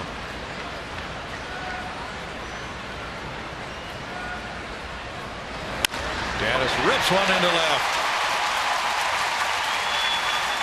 He's been on base both times on his bobblehead night.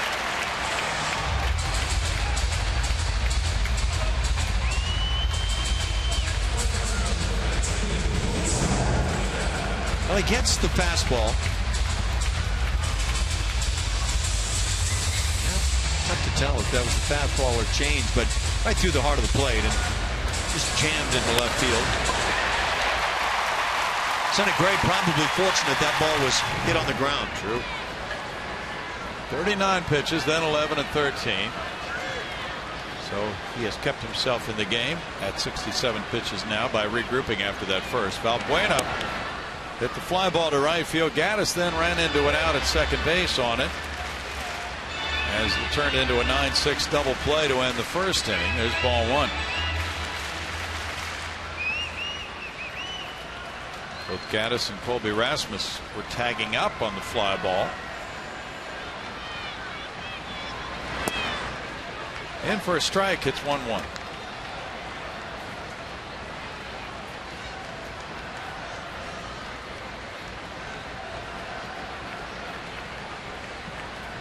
Gray first came to the big leagues in 2013 for a portion of that season.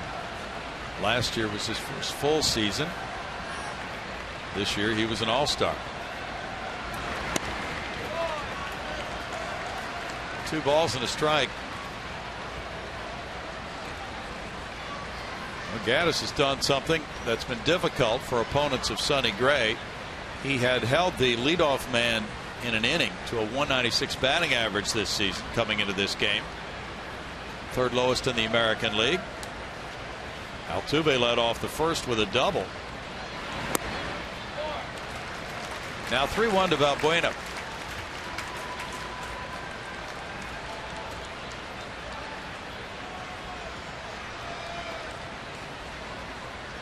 The Astros came into this game hitting .238 as a team against Oakland.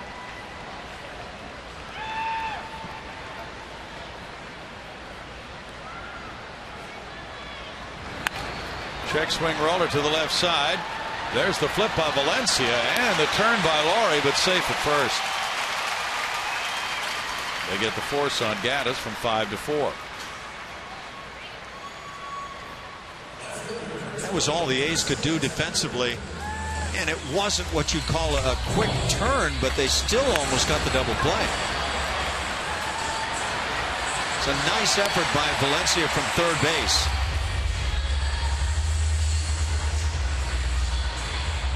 Or he might have been allowed to cheat a little bit on his pivot.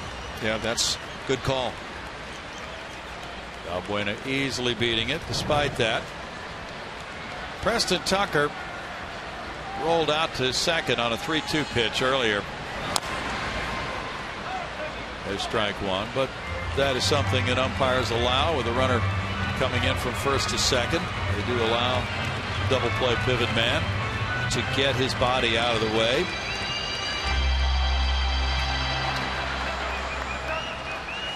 Not sure I'm in favor of that call, that ruling. Probably a lot of people feeling the other way. He had to have touched second and left the bag by the time he caught that ball, right? Oh, it appeared that way. 1-1. But that's commonly allowed. Well, it's a stipulation in the review. Plays at second base, you can't review what is determined to be the neighborhood play, so you know they're accepting it. Yes. fouled away 1-2. That's because of the injury factor. That middle infielder is extremely vulnerable to the base runner coming in as he's taking the throw and trying to turn and relay on to first base. There was another terrible injury a few days ago. Jung Ho-Gong for Pittsburgh was taken out for the year with serious knee injury by Chris Coughlin of the Cubs.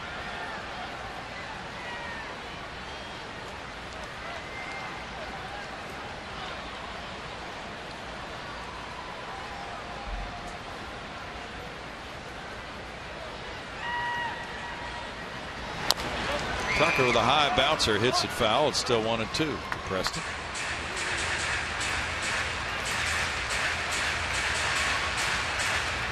Everybody's ready. It's one of those nights. And now the full complement with Luke Gregerson rejoining the club tonight.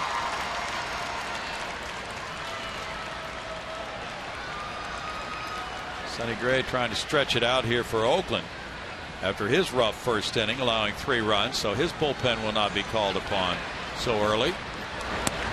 And he gets a strikeout of Tucker. Second punch out for Gray. Give Gray long enough here, and he might find that command of the strike zone again. There's the new dad, Luke Gregerson. He didn't quite make it for the birth of his child, which was a couple of weeks early. Got to watch on FaceTime, though.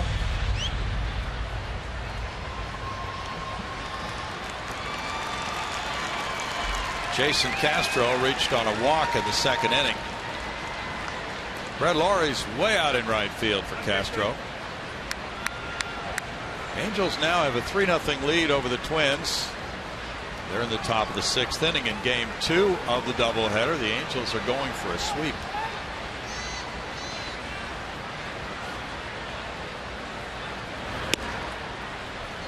There's ball 1. So the Astros draw Jared Weaver again Monday night, and he has really handcuffed them this year.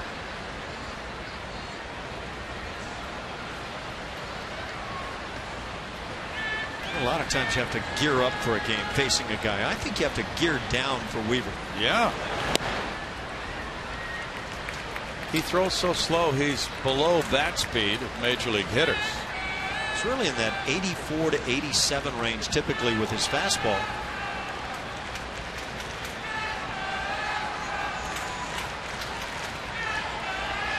Albert Pujols has driven in 2 tonight in that Angels game 2 in Minnesota. Albert hasn't done a whole lot for a while now. He's had a bad foot. 3 balls, no strikes on Castro.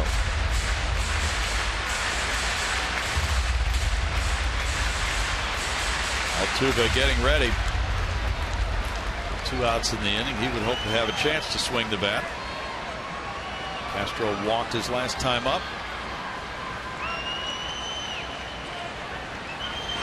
On 3-0, he takes a cut at it.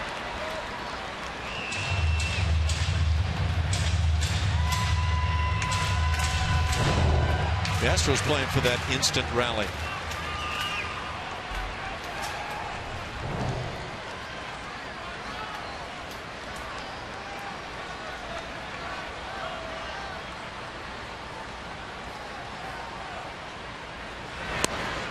Now it's a full count for Sonny Gray.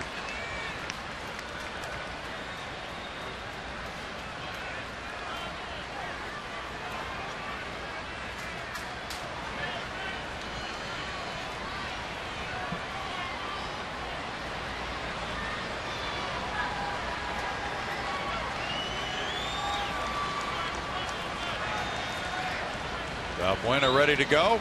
He does, and it's bounced to first. Cannon with a toss to Gray for the 3rd out. No runs, a hit, and a man left after 4. It's tied at 3.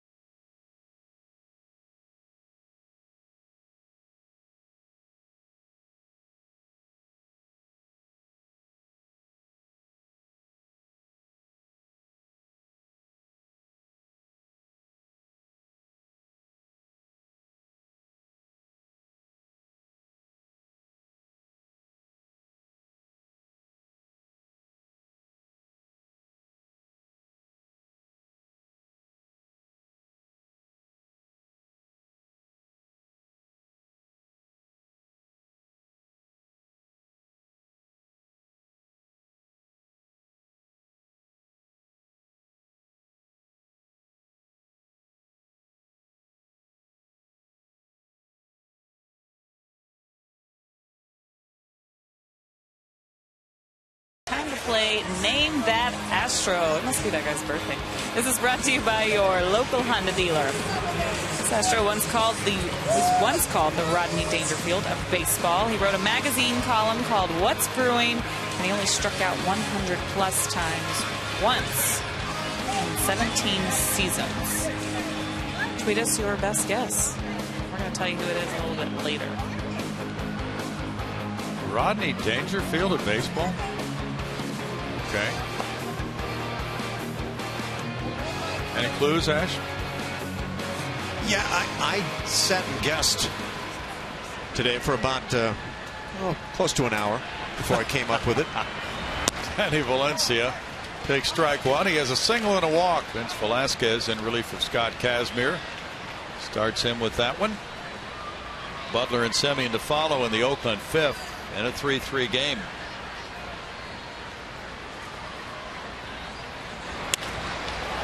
That's a foul ball, and it's 0-2.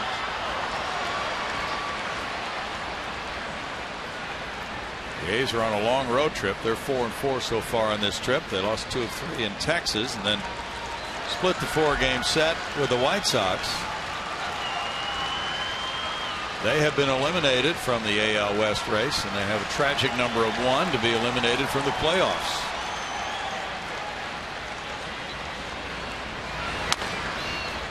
Slowly hit to third. Here's Lowry barehanding, throwing, and safe at first. And Valencia continues to reach base at an alarming clip for the Astros. Everything he does works his way. Yeah, you can crush them. You can hit it through the wide open right side, or you can just dribble it. When you hot, you hot. It's a very nice effort by Lowry. He just beat it for the 151st infield hit for the A's. That leads the American League. Valencia's been on all 3 times, and it's Butler now. Butler is a double play candidate. He bounced into 1 in the 3rd inning after walking his first time up. Butler looks at ball 1.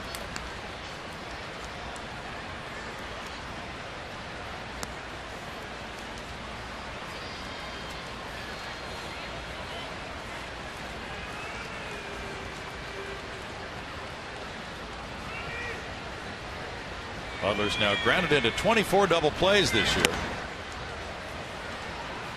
Vince Velasquez would love to add to that, but he's behind 2-0 in the count. Last time an Oakland player grounded into that many double plays, it was 05 Jason Kendall. Bounced into 26 that year.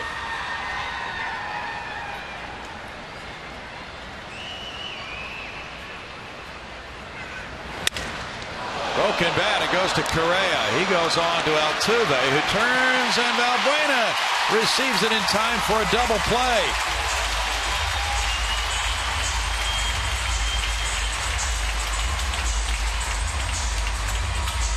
I wonder if Carlos Correa had his eyes on that barrel of the bat coming his way.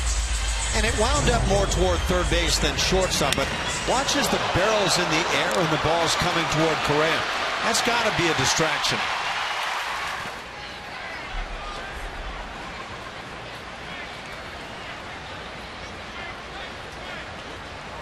And the main reason I ask is Correa really didn't charge that semi-slowly hit, medium hit ball toward short, and that left it being a close play at first.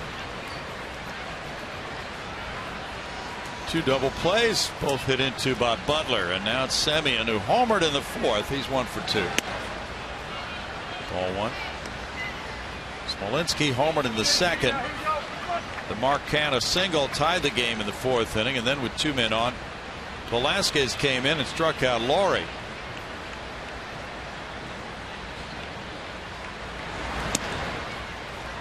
It's 2 balls, no strikes. Velasquez, of course, a big part of the bullpen in games like this. He brings a power arm on this occasion into the middle innings of the game.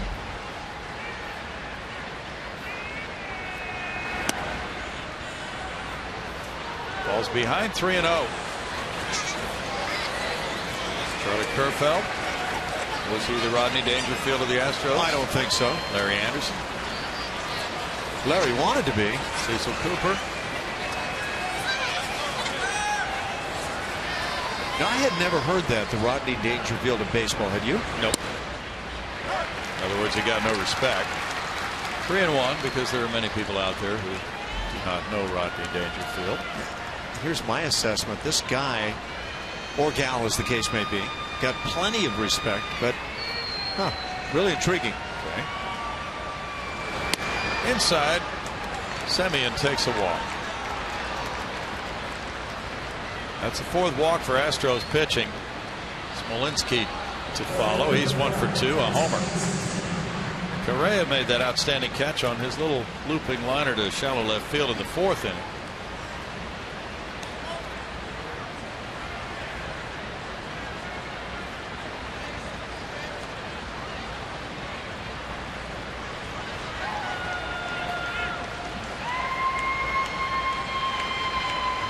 Detroit leads Kansas City 3-2. They're in the 6th inning now in Detroit. Kendrys Morales hit his 18th homer for KC, and Mike Moustakas, number 20. There's strike one. That race for the best record in the American League and home field advantage throughout the playoffs could get very interesting in the final days. Toronto currently 85-62, Kansas City 86-61 coming into play today. Just a 1-game lead for Kansas City for that best record. 1 ball, 1 strike. Toronto did lose, though, earlier today. So that's reason for these teams to play hard up to the end. Try to tuck away every win possible and secure home field advantage. That could be a big difference.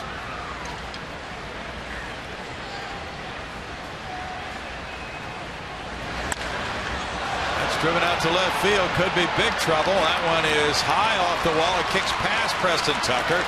And now Semien will come home to give Oakland its first lead, 4-3 on an RBI double by Smolinski. Found himself a hanger, and he dealt with it the way any hitter would like to.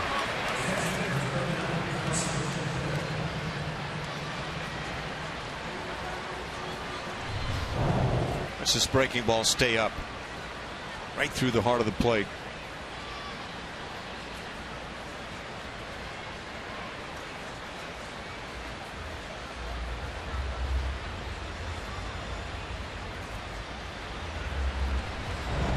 Oakland trailed 3-0 and now leads 4-3. Not sure Colby Rasmus was on the move initially on that ball.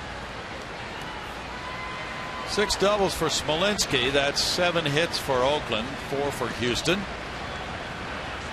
Carson Blair is 0 for 2, a strikeout and a ground out.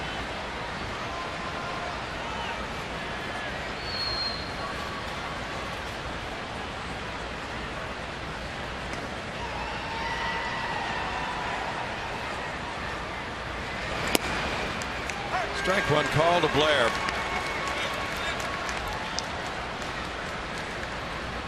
It's Milwaukee 6, Cincinnati 5. They're in the top of the 6th in Milwaukee. Joey Votto hit his 28th homer. The Todd father, Todd Frazier, number 35.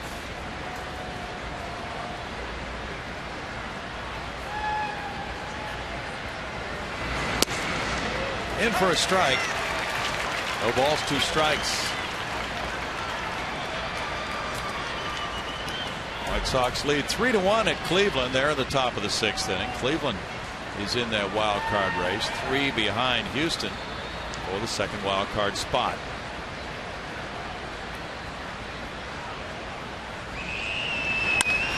Line to left field. That's in for a hit. Charged by Tucker. Here's going to be a throw to the plate, and it's offline. And now it's a 2-run lead, 5-3 for Oakland.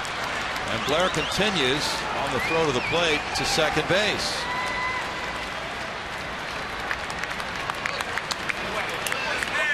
You know, you've been through this all season long. You've got to hit the cutoff man on the throw from the outfield.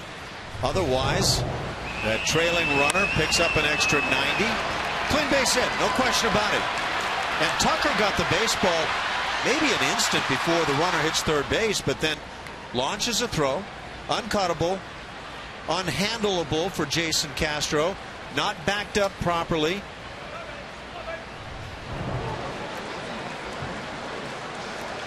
And now some stirring in the bullpen with Craig Gentry batting. Gentry's 0 for 1 with a walk.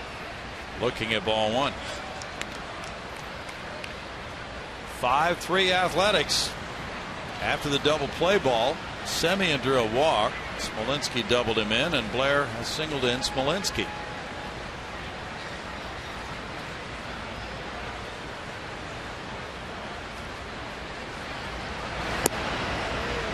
It's 2-0.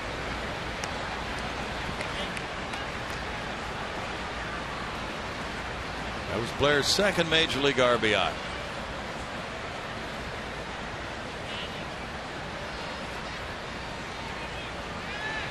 Velasquez, 23 years old, from Pomona, California, trying to get Gentry to end this 5th inning. 2 runs have scored. 2 runs scored in the 4th. 2 balls and a strike. Now, Oakland has given Houston fits this year.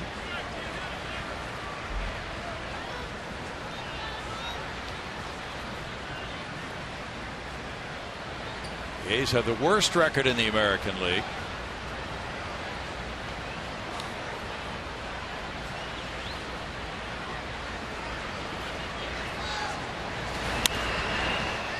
Fouled away, and it's 2 balls, 2 strikes.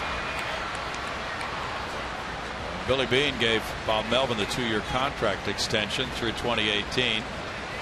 They had the press conference, and Beane said to Melvin, by the way, not all the players I gave you were good.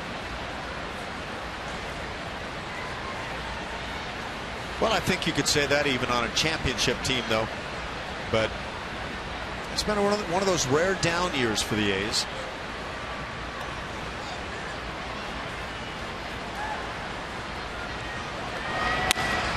That's out to right center field. A long run here, and that's a gapper. It's 6-3. Gentry still running, headed for third. Correa with the throw, and he is in with a triple.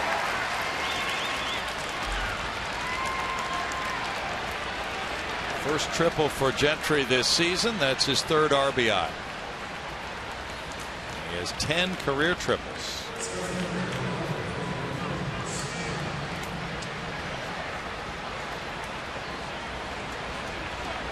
Well, it's obvious the Astros bats are going to be called on for some big work between now and the end of tonight's game, whenever that might come.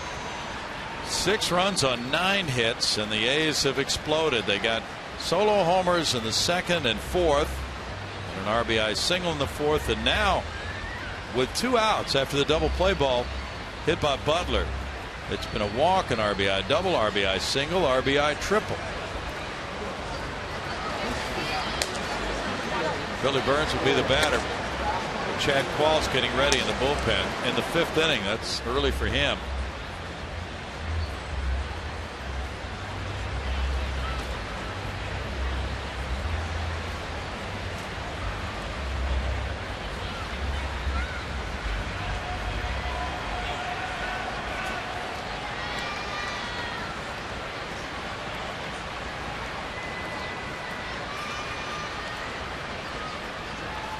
Burns reached on an error. He was hit by a pitch, and he singled.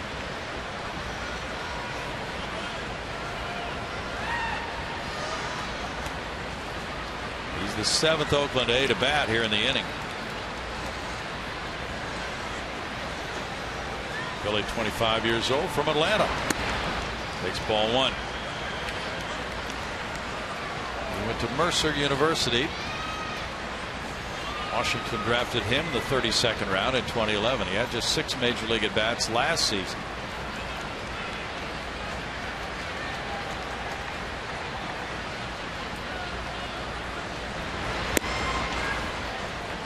Burns works the count to 2-0.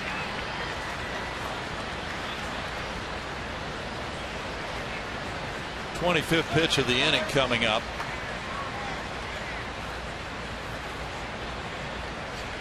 Atlanta leads the Phillies 2-1 in the bottom of the 8th.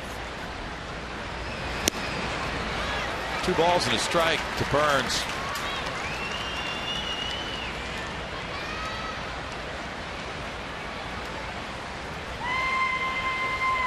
It's Colorado 5, San Diego 1. They're in the bottom of the third in Colorado.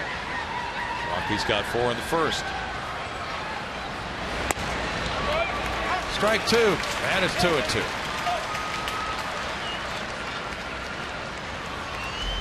Astros AAA Fresno club lost Game 3 of its PCL Championship Series last night to Round Rock and trails now 2-1.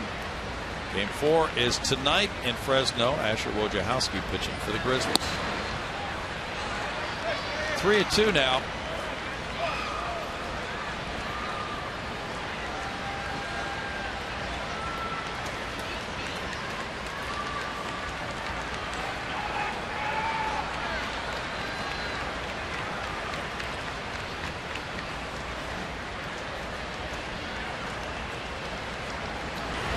And Burns is down on strikes. Tough inning for Vince Velasquez. Oakland grabbing the lead. 3 runs on 4 hits. And a man left. It's 6-3 A's.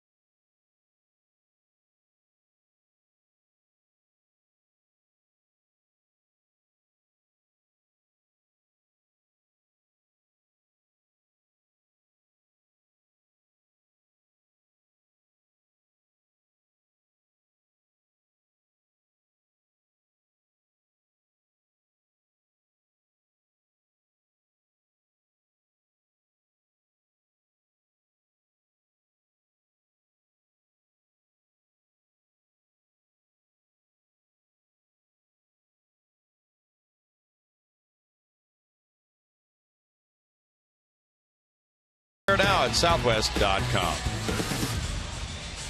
The Astros led at 3-0 after 1 tonight. Now Oakland has come storming back, and the A's are up by 3, 6-3, with Sonny Gray having maintained his ability to stay in this game after giving up the 3 in the first inning. He walked 3, gave up a couple of doubles in that first, threw a wild pitch.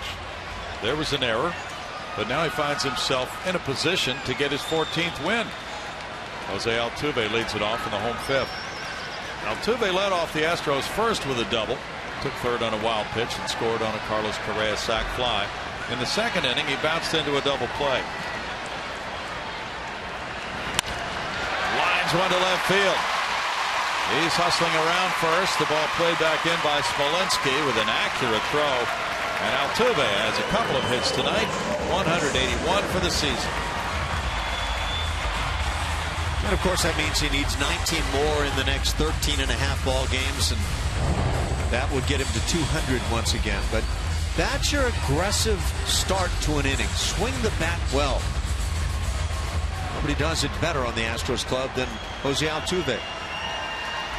Yeah, the 3-hit lead on Xander Bogaerts of Boston coming into this game tonight. George Springer is 0 for 1 with a walk. The dirt ball 1. Dee Gordon of Miami has been leading the National League in hits just about all season long. Gordon started the day at 185 to lead the majors.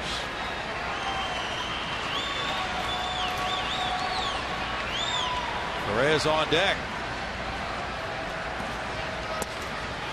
And for a strike, 1-1, and the Astros would love to answer after the A's broke the tie with 3 in the top of the 5th inning. 53rd 2-hit game for Altuve, tied for 2nd in the league. Angels 4, Twins nothing in the top of the 7th inning in Minnesota.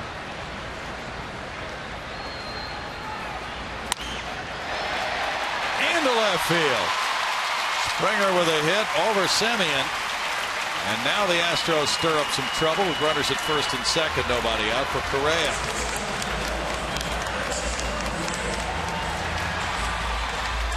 It's a birthday knock. A pitch to handle, maybe a little on that inside portion of the plate, and just fight it off enough to get it into left field.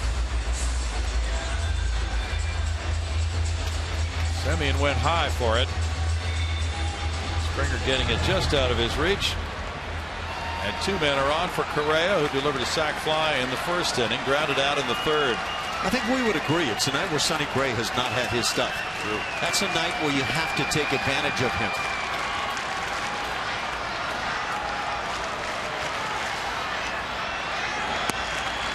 He throws strike 1. Guiding it in there at 87. Garrett Richards is pitching a strong game for the Angels tonight. 6 innings, 1 hit, no runs. Mike Pelfrey gave up 4 runs in 6 innings for the Twins. He's now out of the game. Chris Iannetta homered for the Halos, his 10th home run of the year.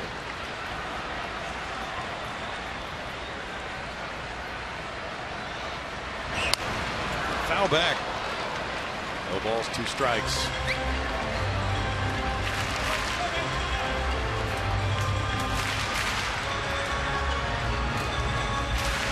Correa started the night hitting 167 against Oakland pitching this year, 5 for 30 with 2 homers and 8 runs batted in though.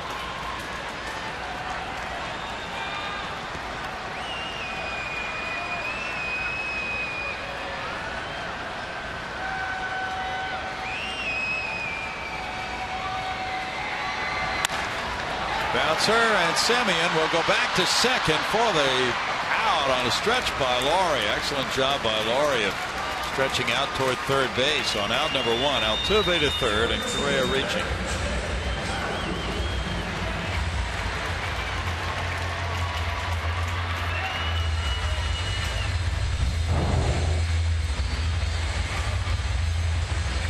Carlos got a pitch to handle. It's rolled over it, and that's all the A's could have hoped to have gotten on that play.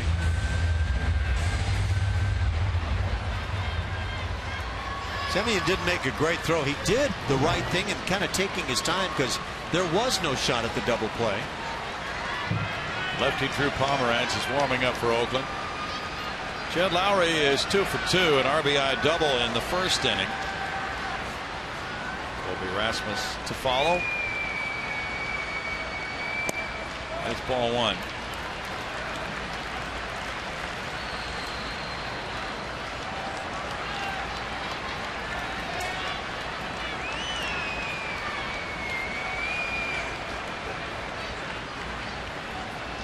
If the Angels sweep that doubleheader and they do have a lead in the nightcap, they would be 76 and 72. Laurie with a toss. Semien, middleman. 4-6-3 double play. No runs, 2 hits, and a man left after 5. 6-3 Athletics.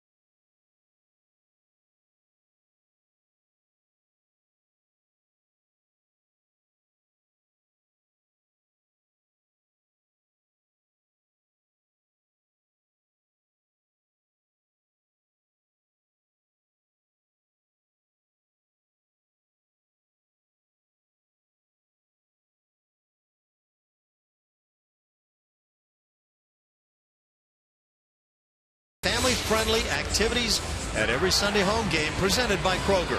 The next Kroger's Sunday Family Day is tomorrow when the Astros take on the A's. For more information, visit astros.com/Sundays, or you can call 1-877-9-ASTROS.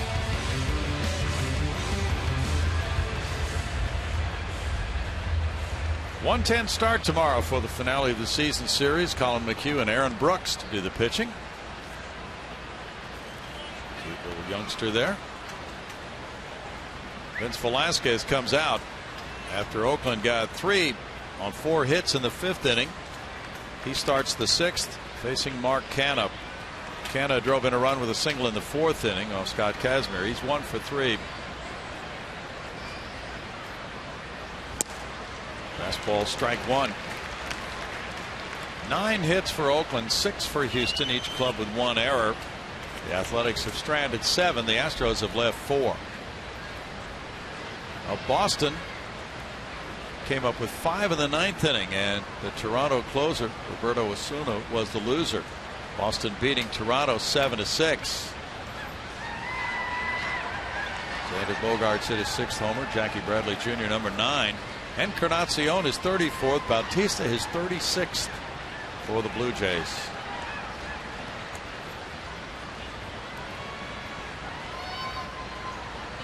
Osuna gave up 3 runs in 1 inning and taking his 5th loss of the year.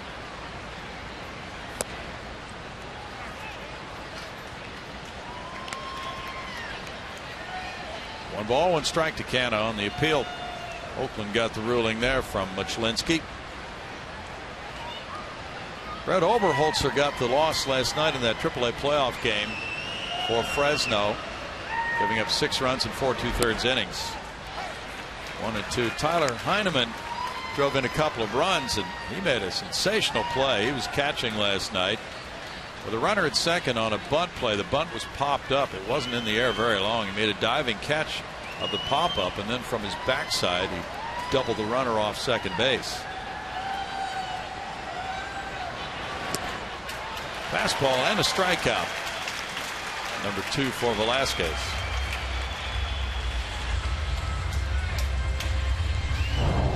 Velasquez has that excellent arm.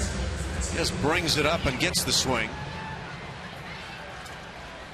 It's another one of the guys, along with Valencia, that I feel like has become quite dangerous for the A's. Yep. Brett Laurie is 0 for 3. They've certainly been a tough team for the Astros to beat. They've won 6 of their last 7 from Houston. In for a strike on a breaking pitch by Velasquez. Sometimes the teams that are the furthest out of the race are the toughest to beat.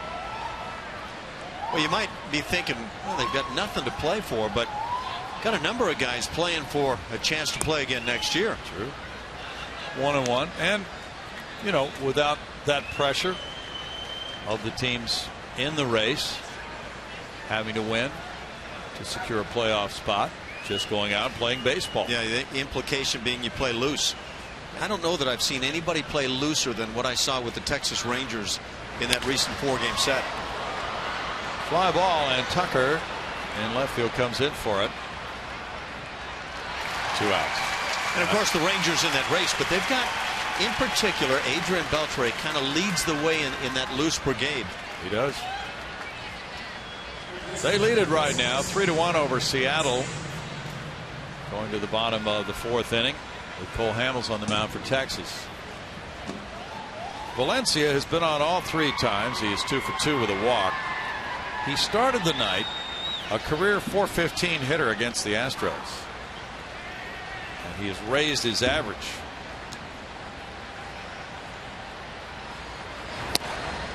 And for strike 1 to Valencia. Danny Valencia looked like he was possibly anticipating something coming in hard. Sure did. He almost backed away. Looked like he was taking all the way. Taking and anticipating is what it felt like to me. Yeah.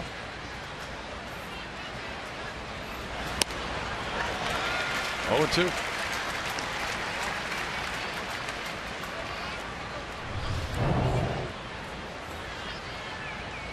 That second pitch. You see the first pitch was right down the chute, down close to the knees, but Valencia was just kind of bailing out of there. It's 1 ball, 2 strikes. Castro does again a heck of a job on a 2-strike pitch. If that gets by, you potentially have the guy at first base if he took a little half swing, but Jason gets that right shoulder and therefore the body turned around toward the third base side to block that breaking ball. Vidal Nuño started for Seattle tonight in Texas. He gave up 5 runs, 3 earned in 3 1/3 innings. Franklin Gutierrez hit his 14th homer for the Mariners off Cole Hamels. That's the only run Hamels has allowed through 4 innings. Breaking ball acts different in the dirt. It wants to kick back the other way, and you've got to close that right side when the ball's off to your right as a catcher. Beautifully done. Fastball foul back up here, Ash. Oh, yes. You almost got it. Got a hand on it. Almost did, yeah. Yeah, that was.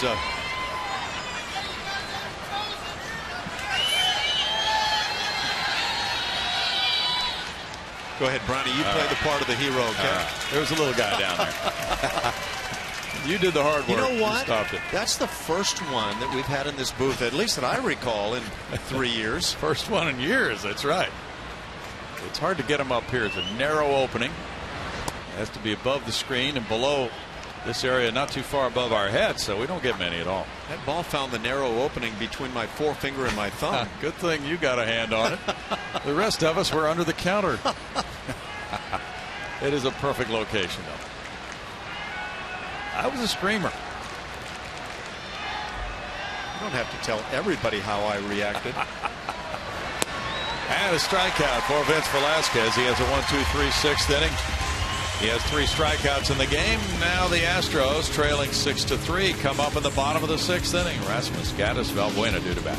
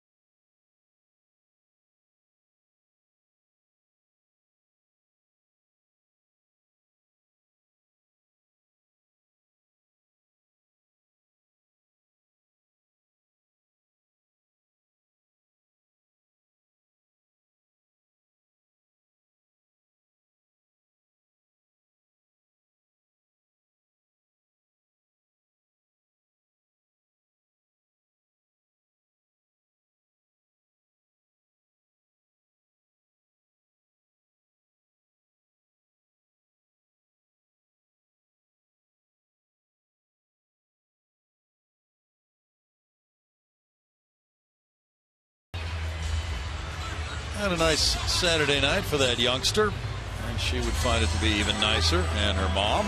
Booth and Astros rally here in the bottom of the 6th inning. Sonny Gray has stayed in this game. He now has qualified for the win. After giving up 3 in the first inning, he's kept his pitch count down since then. It's a 91 for the night, and it's the bottom of the 6th with Colby Rasmus batting. Rasmus is 0 for 1 with a walk. 4 walks for Sonny Gray, 2 strikeouts, 92 pitches in his 5 innings, and the 6 hits and 3 runs. And there's ball 1. And with this lead, now that he has gone 5 to qualify for his 14th win, and he's in the Cy Young conversation. Bob Melvin will be watching closely from this point on. That's rocked to left center field by Rasmus. A long run for Burns. Burns will not be able to make the catch. Picks it up on the warning track. Rasmus is in with a leadoff double. 23rd double for Colby Rasmus. Well, the Astros get their 7th hit of the night. They had 2 to start that 5th inning. Then came the dreaded double play to end the inning, but it's a good way to get it started. That's the 4th time the leadoff man has reached on a hit for the Astros tonight.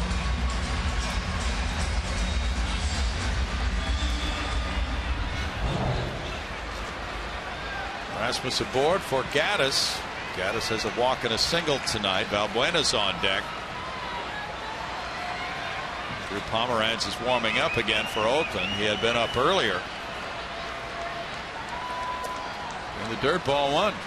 That was kind of a surprise for Carson Blair there. There's Pomeranz.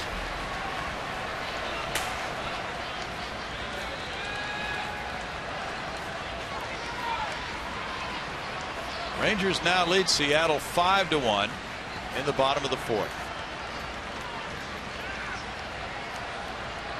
Rangers lead Minnesota 5-1 in the top of the 8th. It's 2-0.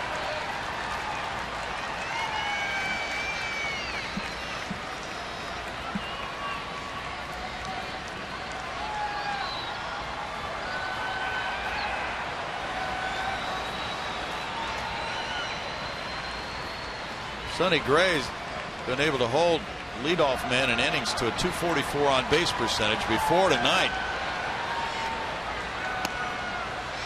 In for a strike, 2-1. The Astros not only have placed the leadoff man on 4 times in the 6 innings, but they have had a lot of traffic. One of the rare, very well placed pitches from Sonny Gray tonight. Oakland has 3 double plays in this game. Astros have 7 hits off Gray, and the walks he has dealt out, 4 of those popped up. Laurie calling in shallow right field. 1 out for Gray. But the Astros have a bunch of back-to-back hits only once in this game. Altuve and Springer in the 5th, and then a force out and a double play followed to put up a 0 for Gray in that 5th inning. Valbuena is 0 for 2.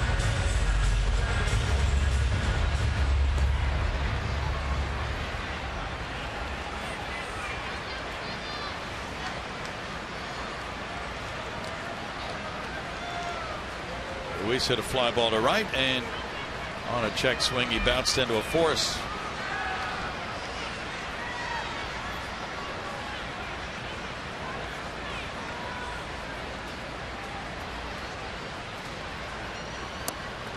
There's strike 1. This is probably Gray's last inning.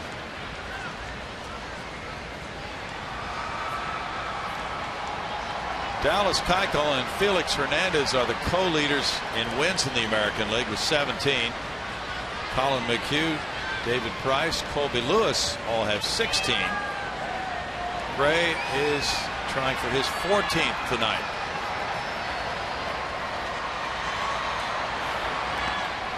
The dirt, and it's blocked. 1-1. So he would join those leaders in the American League along with Nate Eovaldi of the Yankees, Mark Burley with 14 wins, and remain in the running, one would think, for the Cy Young Award. But the wins are not as important to the Cy Young voters as they used to be. They have all kinds of advanced metrics that the voters use, and they are the Baseball Writers Association of America voters to determine who's the best pitcher. I think that's a good trend. I have to agree with you. And quite often the guys with the most wins are the guys who pitched well but had good run support. That's a shot into right center field. That'll get Rasmus home to make it 6-4. Valbuena in with an RBI single. That's his 51st run batted in. You got to start somewhere, right? And that's a start.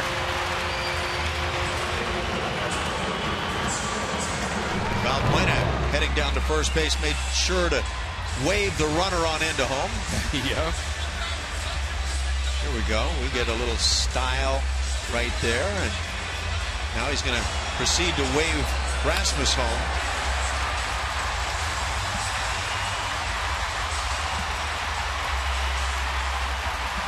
Bob Melvin is walking purposefully toward the mound, towards Sonny Gray. And he is going to the bullpen. Here he's had lefty Drew Pomeranz warming up. 6-4 Oakland. Runner at first, one out. Bottom of the sixth inning. Back in a moment.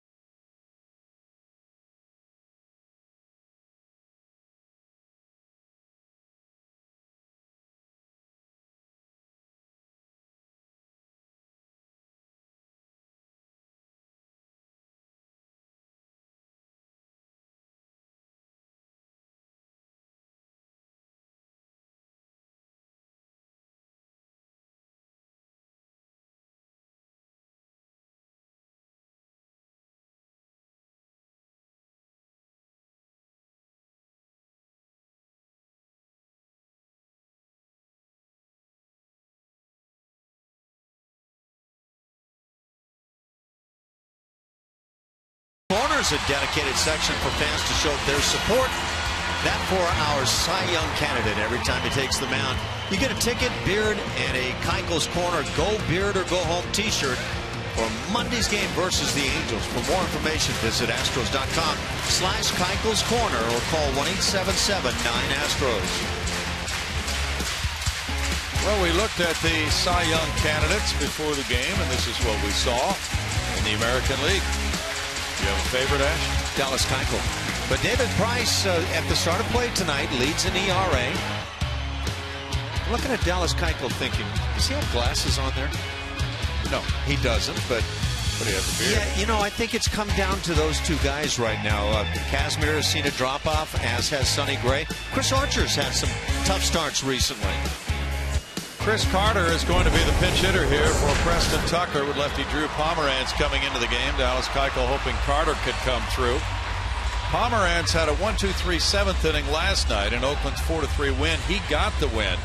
He's 5-5 with 3 saves and a 3.48 ERA. He's made 9 starts. He retired Carter last night on a fly ball to center field. And Carter is 1 for 11 against Pomeranz in his career. Throw goes to first, and Valbuena. Carter, a 186 hitter with 19 homers, has 55 runs batted in. The Astros have 6 pinch hit homers this year. Carter is 1 for 10. He was in the starting lineup and hit a homer last night to left field. And this one's in the air. And the right fielder comes over for it. Gentry near the line. Second baseman Laurie slanting over into foul ground, and he was able to make that catch. 2 outs, and Matt Duffy will be the next pinch hitter, batting for Jason Castro. That was anything but routine. It's a long way for Laurie to go, though. But as he finally dances his way in position, the ball never appeared to hold precisely in the glove. Ooh, that almost came out, and he knew it.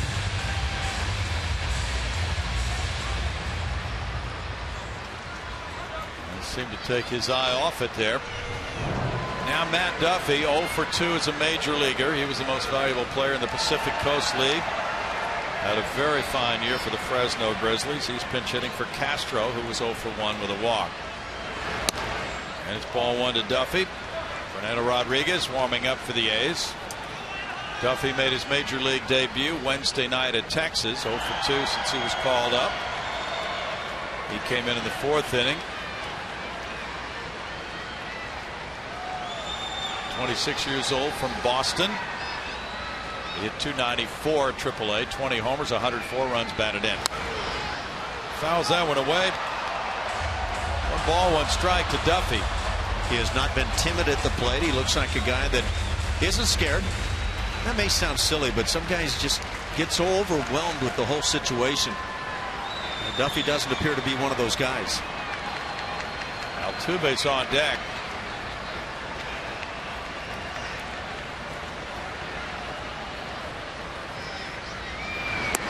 Duffy takes it.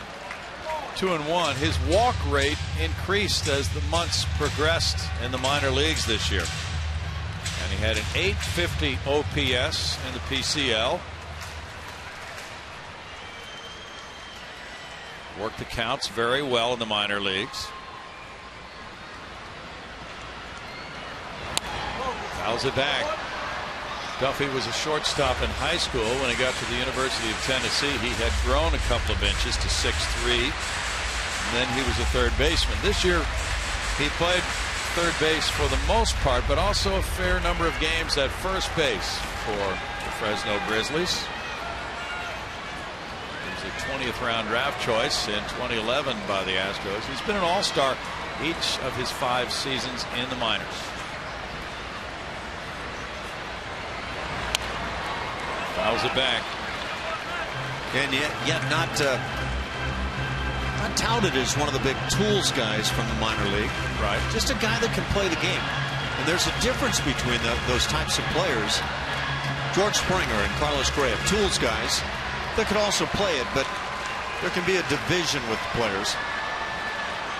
Matt's father and a friend saw his major league debut in Arlington.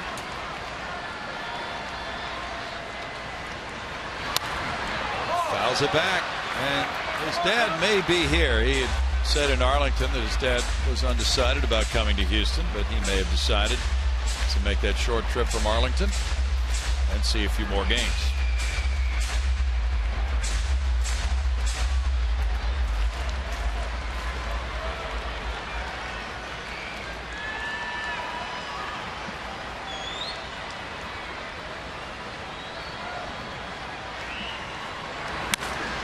Duffy with a fly ball, left field. Smolinski back on the warning track, up against the wall. That is banging off the wall. And there's his first major league hit. It's an RBI double as a pinch hitter. What a time to come through in a pennant race for his first major league hit from Matt Duffy. Why did he come close to tying this game? Either pull that a little bit, it's an easy home run in the Crawford boxes, or eat one more Cheerio this morning. Good job down, head down, and just staying through the baseball. And well up there on that left field wall, out where it juts out deeper.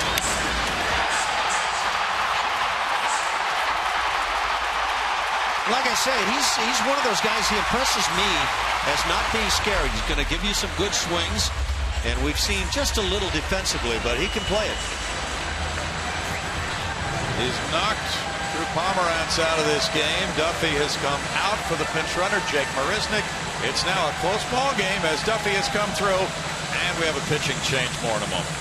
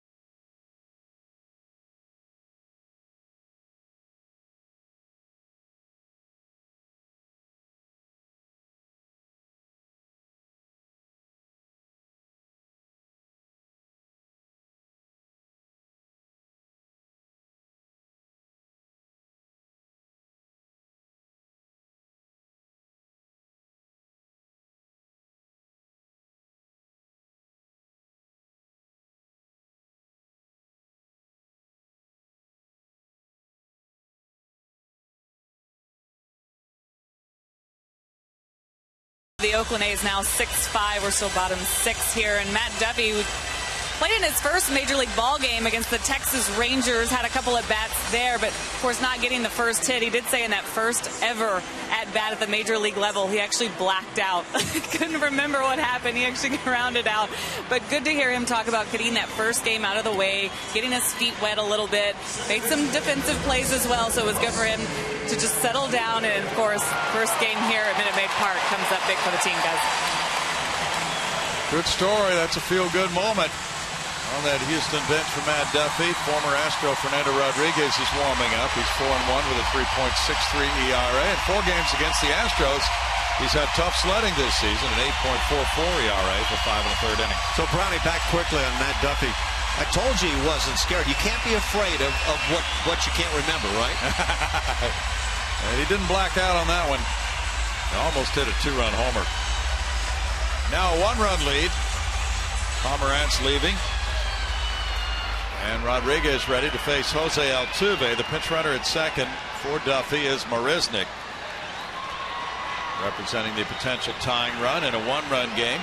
Altuve has 2 hits. He's 2 for 3. Sonny Gray in 5 1/3 innings allowed 8 hits, 5 earned runs, walking 4, fanning 2.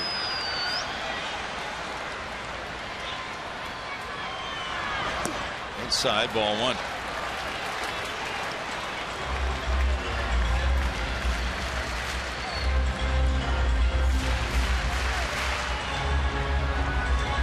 Of 28 inherited runners stranded by Fernando Rodriguez. He has not given up runs in 8 of his last 9 games. Springer on deck. Altuve looks at strike 1. Fernando is 31 years old. He's from El Paso. The Angels drafted him in 2003. The Astros signed him as a free agent after the 2010 season. Pitched 47 times for Houston in 2011, 71 times in 2012. Then he had Tommy John surgery in 2013. Last year for Oakland, he pitched in 7 games.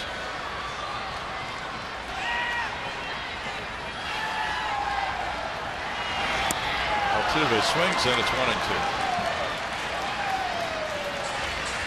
Head might have been flying just a bit on that one. He walked away from the plate to regroup. Altuve's hitting .320 with men in scoring position. Marisnik looking around. Brett Laurie's moving in behind him.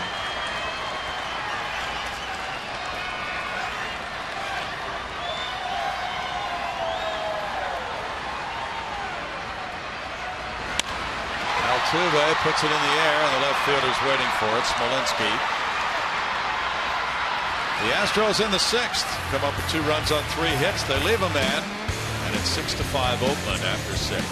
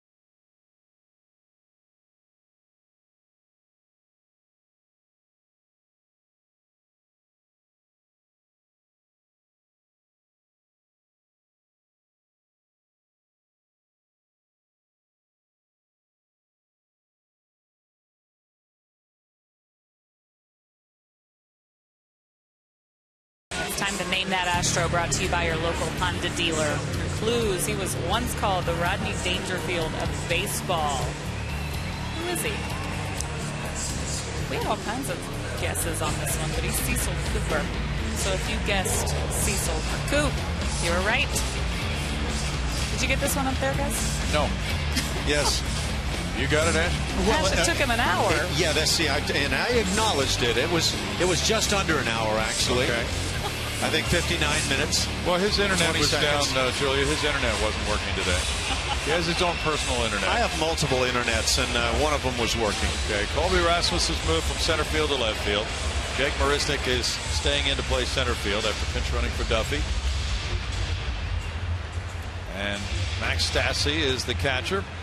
Here's Chad Qualls. He's 2-4 with a 3.99 ERA in 7 games against Oakland. His ERA is exactly 0. Well, he's also been scoreless on the recent road trip, so could use a little more of that. Billy Butler leads it off in the 7th inning. He's 0 for 2 with a walk. And that's ball 1.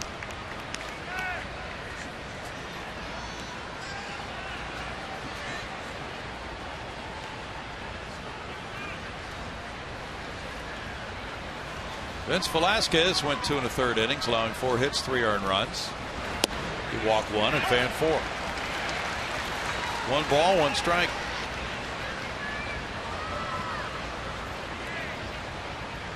Butler has bounced into 2 6-4-3 double plays after his first inning walk.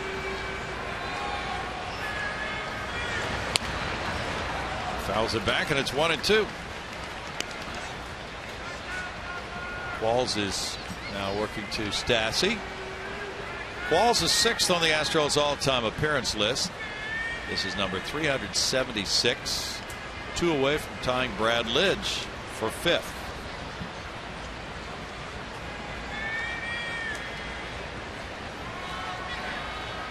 Chad would be the Lone Ranger as far as Astros playoff appearances in 05 and 15 if the Astros make it back. He gets a strikeout on Butler.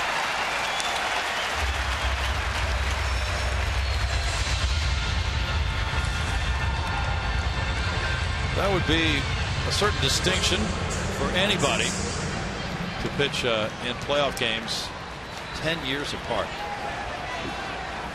with the same team. Marcus Semien homered in the 4th inning. He walked and scored in the 5th. He's 1 for 2. Had Manny Minoso been a pitcher, he would have done it 3 times. Ooh, interesting. Bouncer, and with a shift on, there's Altuve. Getting the hustling Semien. 2 outs. He ran hard. Semien gets his glove together next year. He can become a much improved player. Offensively, he has some very good skills. Yeah, I think he's proven that he can handle the offensive side of the game to some degree or another. The defensive side, I anticipated they might move him to second base earlier in the year. Not a great arm at short. Jake Smolinski ripped a homer in the 2nd and an RBI double in the 5th. Strike from Chad Qualls. Drew Pomeranz in 1/3 of an inning, allowed 1 hit, no runs with no walks and no strikeouts.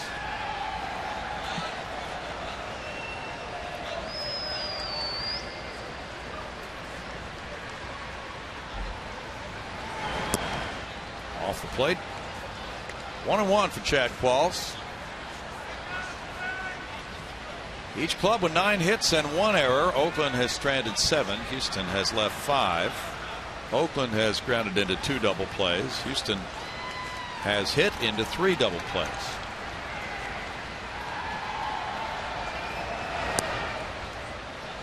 Off the mid of Stassi, it's 2 balls and a strike. That's what happened to me on that foul ball up here. That was a screamer. You are to be applauded for attempting to catch that thing, especially one-handed. Oh, that's the way you do it. Oh, okay. Hang in there, keep your nose right on it, and then whiff. And well, maybe we should do a bases loaded feature on how to catch screaming foul balls up in the booth. Yeah. Verify it every 3 years. 2 balls and 2 strikes. Should have had Julia up here for that one. Yeah, she would have had it. Julia's been preparing the next bases loaded program. Corral a foul ball with your boot. Pop up. Correa coming over. Lowry's there. It's a 1-2-3 seventh for Chad Qualls. 6-5 Oakland.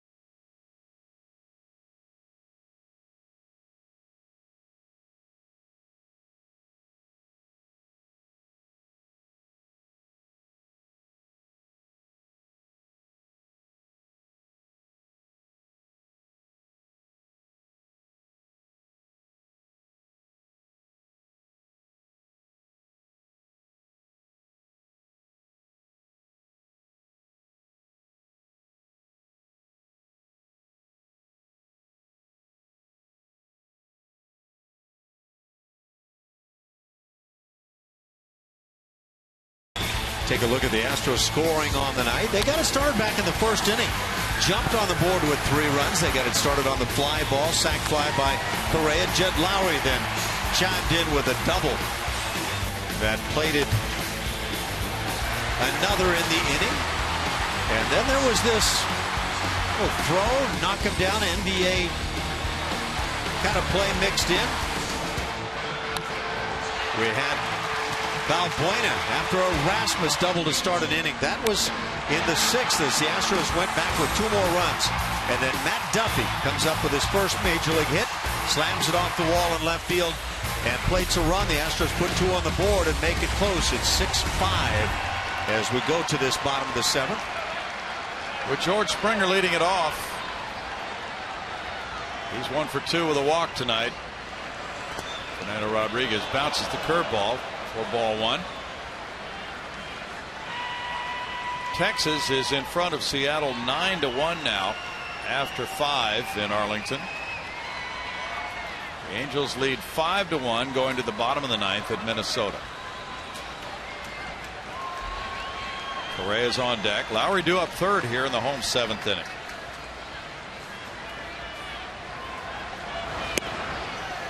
It's 1-1.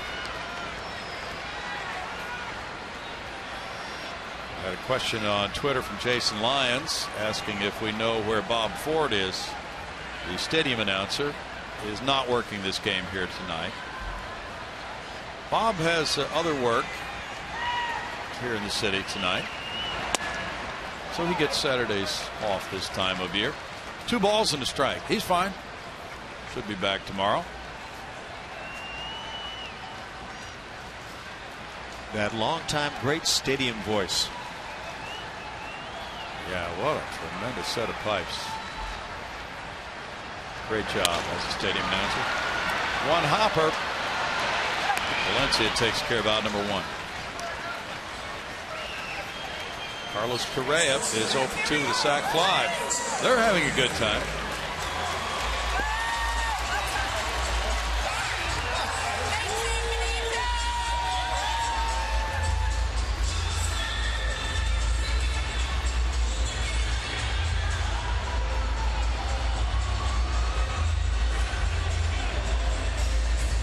Another 1-run ball game in a pennant race. And a lot of close ones.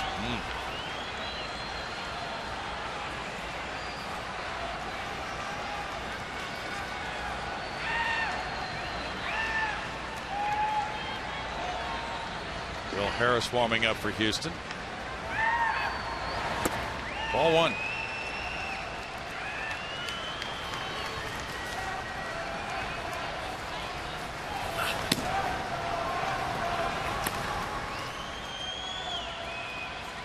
Astros lost a 10-9 game at Oakland September 7th. That'll be foul. And it hit the top of the building.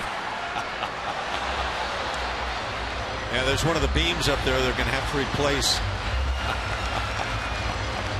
That's fun.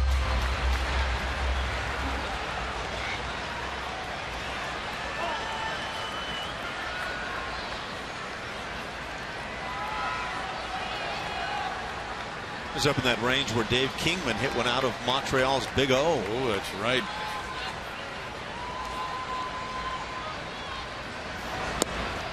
Curveball in for a strike, makes it 1-2 to Correa. Not often that Carlos Correa gets quite fooled, but he did. The body goes to flinching on this breaking ball. Watch the back leg.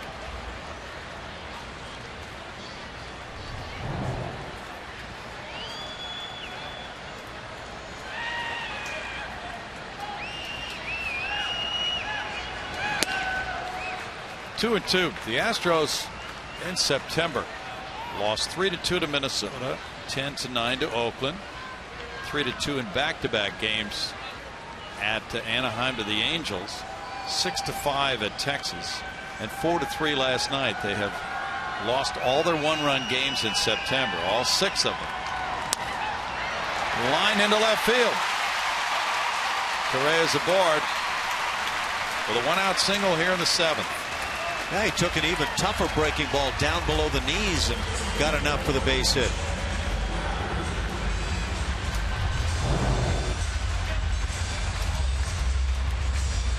Sure did. Doesn't get fooled a lot because he's got terrific fundamentals.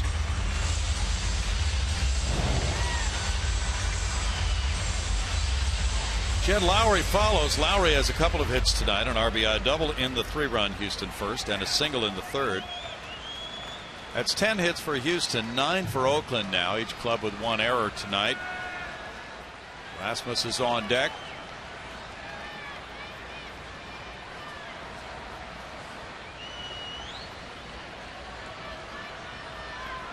Fernando Rodriguez takes a while to get the ball to the catcher.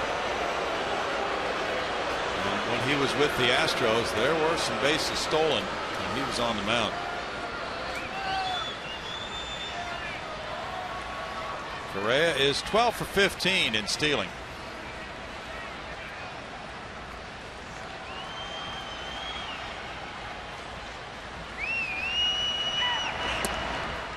Strike one to Lowry.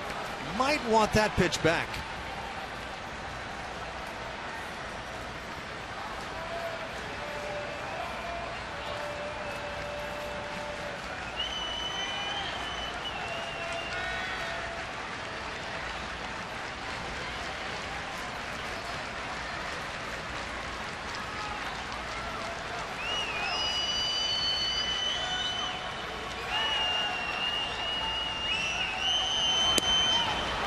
Oh, 2.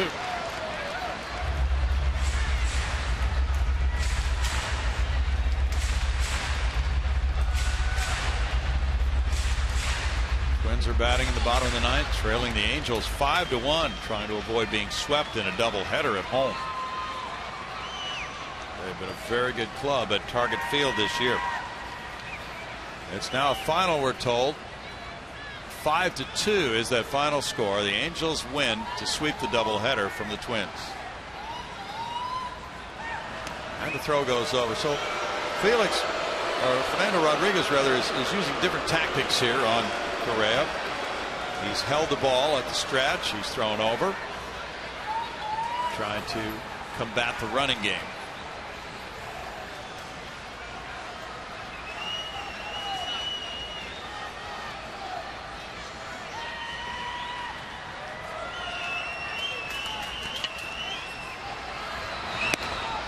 Strikes out Lowry.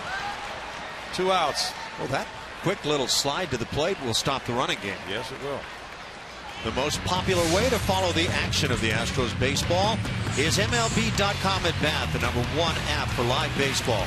Enjoy live look-ins, highlights, replay reviews, scores, StatCast, live radio broadcast, and more.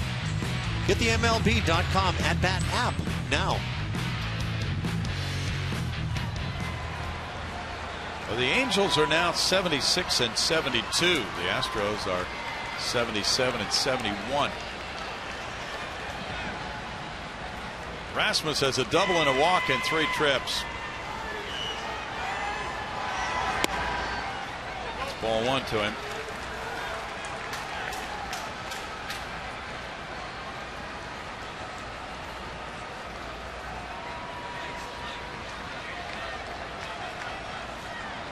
That sets up that encounter Monday through Wednesday with the Astros and Angels meeting here as one with even more importance now.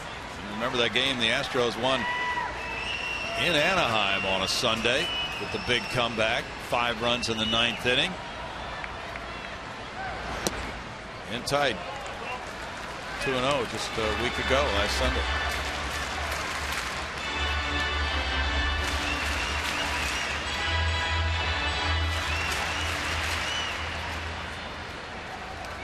Fernando Abad is warming up in the Oakland bullpen, a lefty.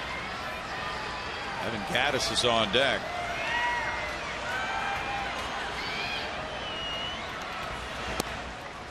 Rasmus takes, and it's 3-0 to Colby. There's Abad.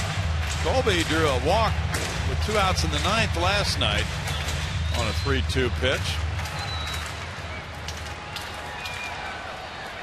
He's looked pretty comfortable in terms of really knowing what's going to be in the strike zone and what isn't. He'll walk his first time up on a 3-2 count tonight.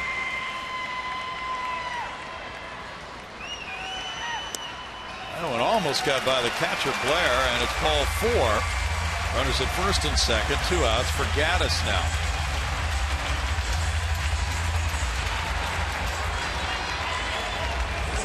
Walk number 5 for Oakland pitching tonight.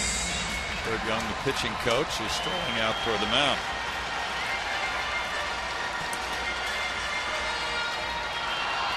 Valbuena is on deck, and that's probably why Abad is warming up, if it goes that far here in the inning. Astros 2 for 7 with runners in scoring position, and Gattis will try to cash in here. He has a walk and a single in 3 trips.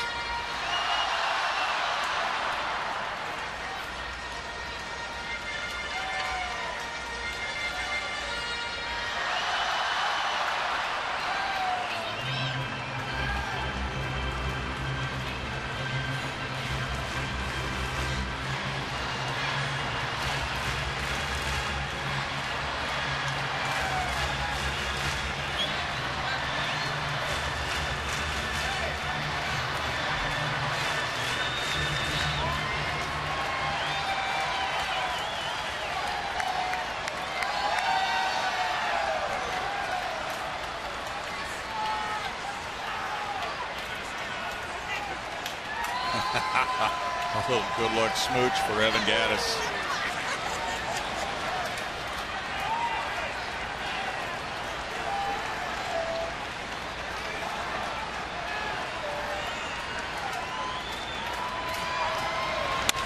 Fly ball right field. This is deep. Gentry way back at the wall, leaping, and Gattis has hit a 3-run homer to right.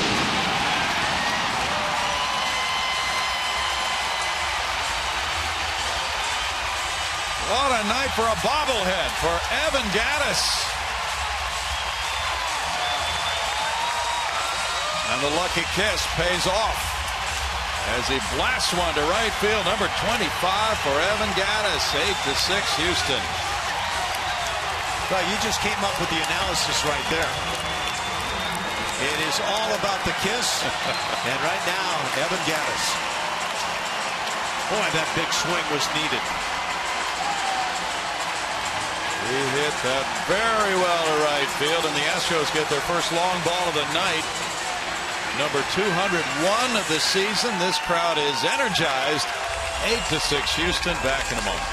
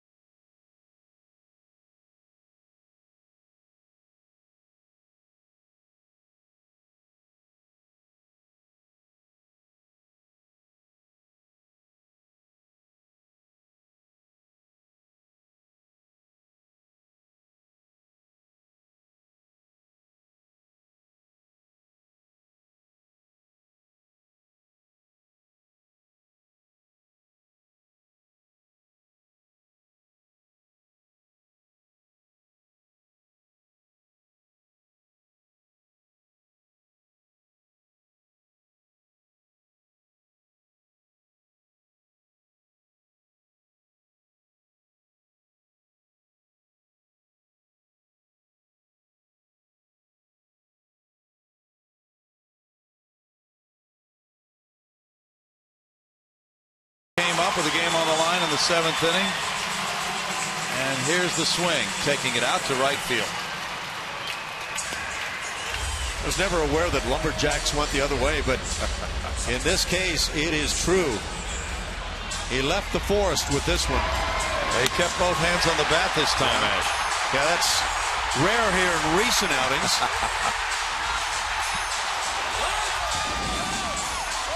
They did it. The good luck kiss from that lady right before the Gaddis go-ahead 3-run homer.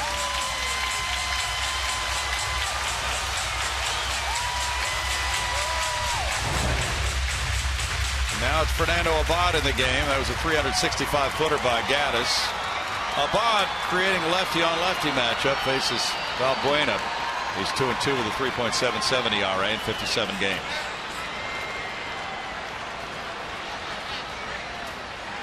Bunting, he fouls it, strike one. Valbuena drove in a run with a single in the 6th inning. He's 1 for 3. The Astros finally regain the lead. They led 3-0. Then with 2 runs in the top of the 4th inning, Oakland tied it. Oakland got 3 in the 5th to go up 6-3.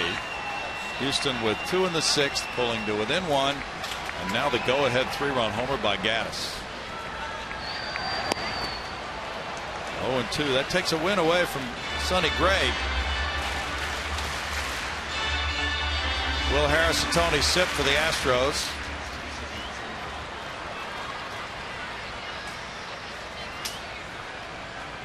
Max Stassi's on deck.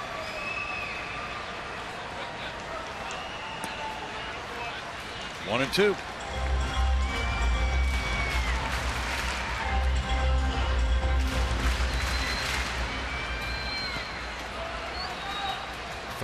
Games remain for the Astros after this one. 27,044 the paid attendance. And a strikeout ends the 7th inning with 2 outs and 2 on. Evan Gaddis waiting. Here's the pitch from Rodriguez going out to right field for an 8-6 Houston lead.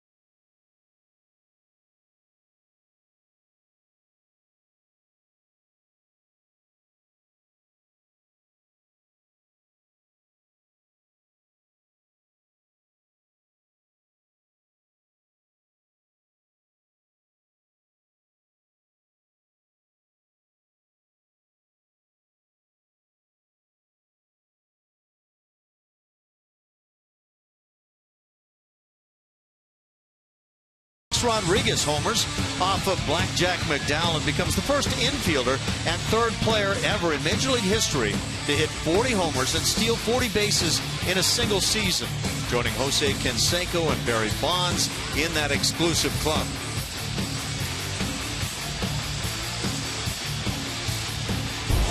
The leaner and then meaner Alex Rodriguez. Will Harris in 60 games has won 5 and lost 4 with a 1.66 ERA, a whip below 1. This month he's had a couple of losses, 7 games against Oakland this year, and now in a situation with a lead in the 8th inning. Chad Qualls had a 1-2-3 seventh with a strikeout. He could be the winning pitcher in this one. Here's Carson Blair leading it off in the 8th inning for Oakland. He singled in a run in the 5th. He's 1 for 3. Stephen Vogt is on deck. Gentry due up next. There's strike one. Harris had losses in back-to-back outings. A 3-2 game in Anaheim against the Angels September 12th, a week ago, and then a 5-3 loss at Texas on the 2-run homer by Fielder.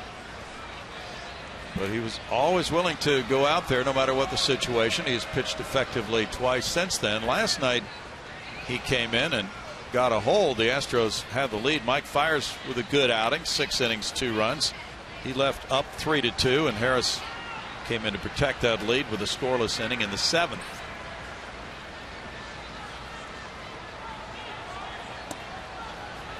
It's 2 balls and a strike.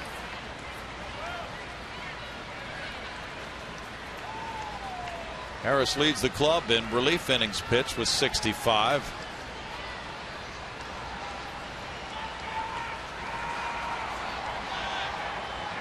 Very big game for the Astros tonight to try to snap a 5-game losing streak. Swinging a foul tip, and it's 2-2. And especially with the Rangers having won. Well, they haven't won yet, but they lead 9-1 after 6. It's looking very good for them. And with the Angels sweeping a doubleheader.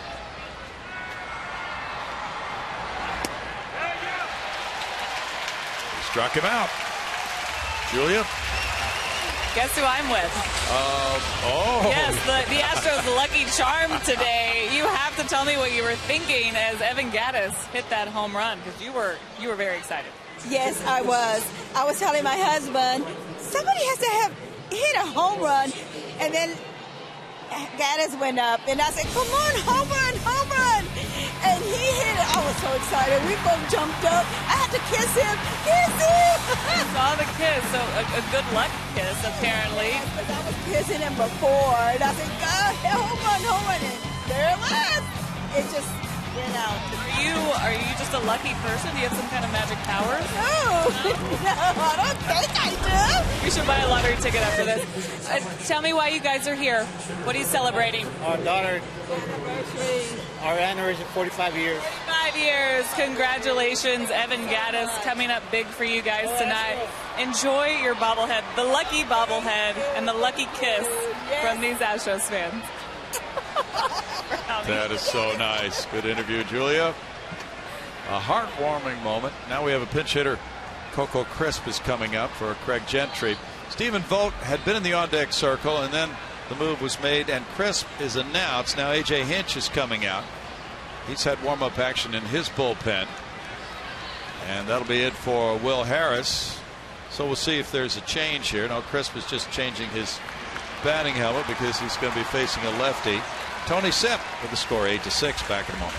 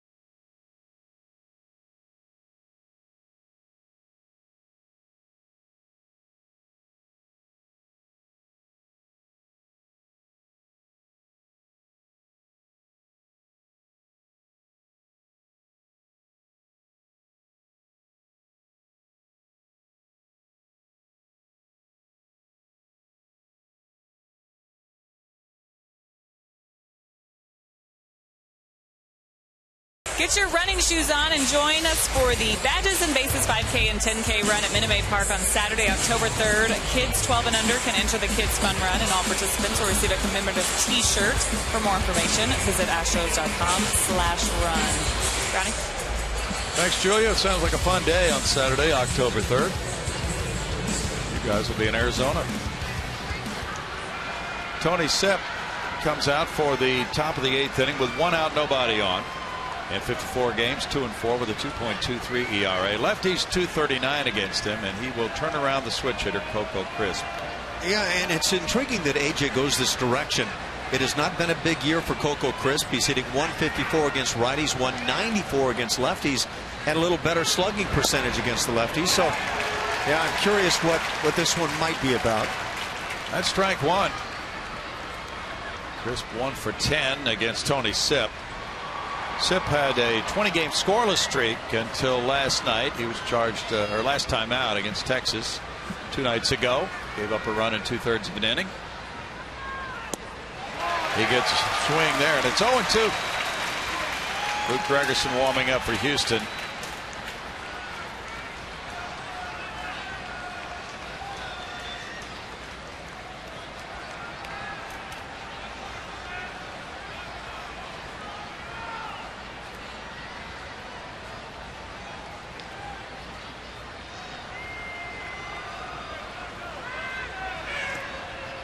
One ball, 2 strikes.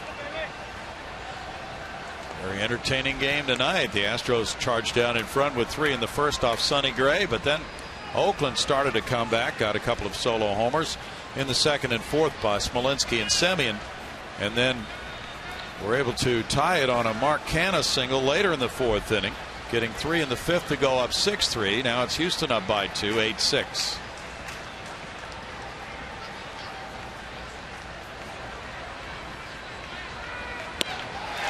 A strikeout of Crisp. 2 outs. Strikeout number 9 for Astros pitchers. Well, AJ got it right. Just good old fashioned country hardball on that last one. Now Brent Strom out to the mound. He's talking with Sipp before Billy Burns bats. Burns is a better hitter as a right-handed batter. This switch hitter is hitting .327 from the right side of the plate.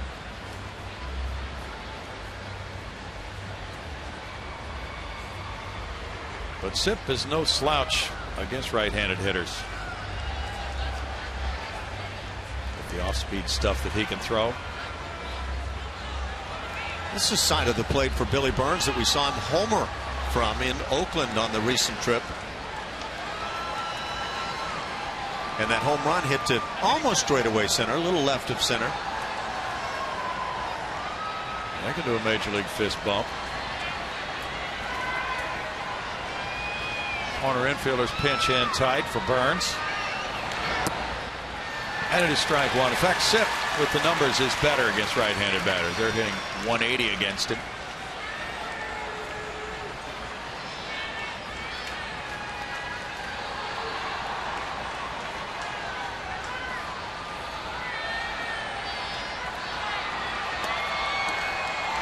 One and one.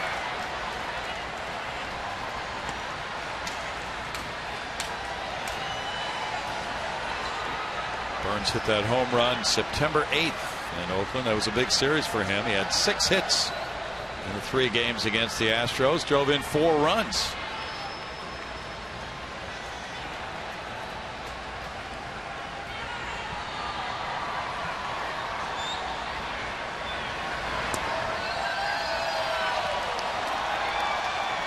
Two balls and a strike.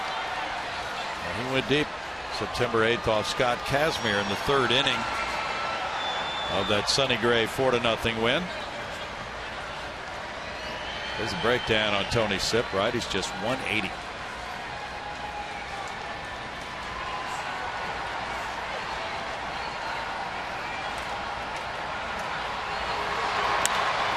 Fly ball out to left field, sending Rasmus back toward the bullpen wall. Way back toward the bullpen wall. That one's off the wall near the 362 sign. Here's Burns headed for third. Correa with a relay, and he's out!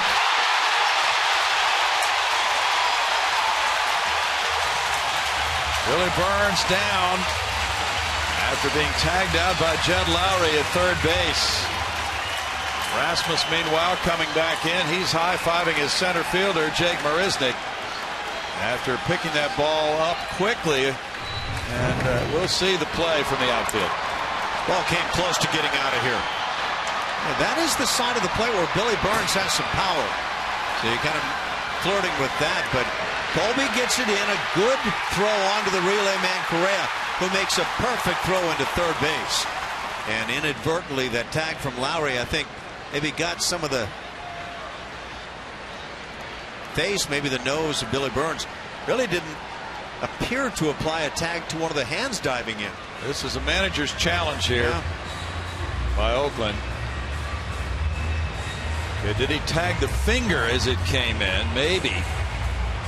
As the home plate umpire, Mike Winters, rotated to make the call. Throw that glove. Yeah, he did. He got the right hand. Throw that glove down. Don't reach for the tag. Well, Burns getting some treatment. He may have just gotten dirt in his eyes as he went in head first. That was quite a dive. But it may be the third out at third base here, and that's what the crew in New York is deciding. They need to see that one shot we just saw there with the tag on the fingers of the right hand. They saw something quickly. The call is upheld. Quite a play. The Astros leading by 2. And it is a 7-6-5 out, number 3. With the tag there on the right hand by Lowry. We go to the bottom of the 8th inning, 8-6 Houston.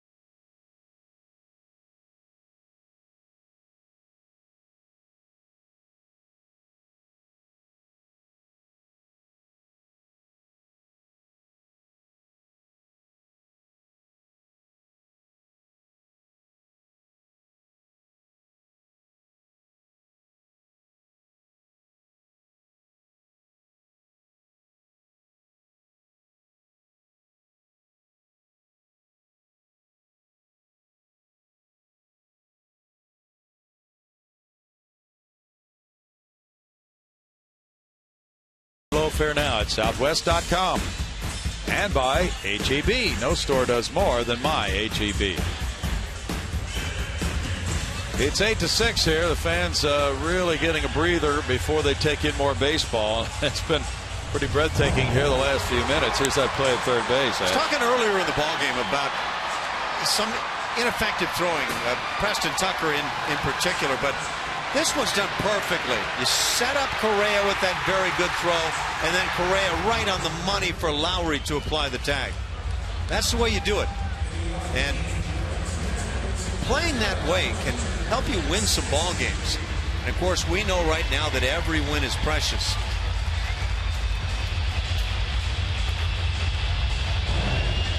That's a big out at third base. Lowry with the tag. We have a change in the outfield alignment for Oakland. Coco Crisp staying in to play left field. Mark Smolinski makes the Jake Smolinski rather makes the move from left field to right field. Max Stassi's the batter. He's up for the first time. Stassi takes, and there's strike one. Max is 2 for 8 with the Astros, a .250 batting average with 1 RBI. So there you have Crisp in left, Smolinski in right. Burns stays in center field. Otero with a Deep drive by Stassi to right field, and Max Stassi has hit it out. Number 1 for Stassi, 9-6, Houston. There's no doubt about this shot. Now, we haven't seen much of Max Stassi. I've commented that I love his receiving skills behind the plate. We've seen him last year come up with some hits when given the opportunities, but I had no idea he had that kind of opposite field power. First major league homer for Max Stassi. Jake Marisnick is the batter. That's strike 1 to him.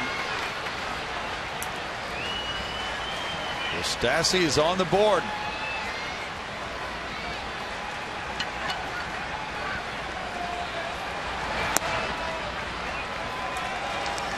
.386-footer to the opposite field by Stassi. 1-1.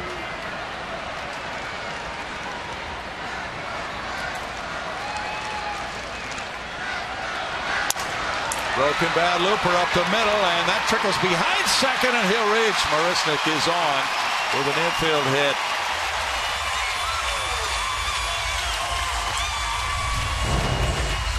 With a slider down and away, you're supposed to try to go the other way. But when people talk about that, they don't talk about driving it out of the park. But Stassi just perfectly gets that job done. And his numbers were not what anybody anticipated or wanted this year offensively. But that gives you hope.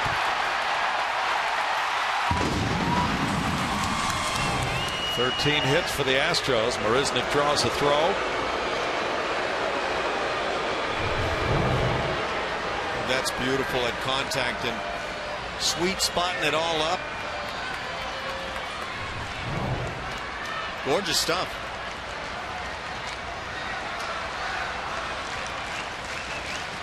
Altuve is 2 for 4. Jose takes a strike. This crowd has been energized by the long balls. Gaddis with the go-ahead 3-run homer in the 7th. Stassi a leadoff solo shot in the 8th. The Astros now have 202 home runs, getting close to the second best home run season they've ever had as a team. Into right field, that will be a looping single for Altuve's third hit. Marisnick legging it to third. Smolinski with a throw. He's in, and Altuve gets to second base.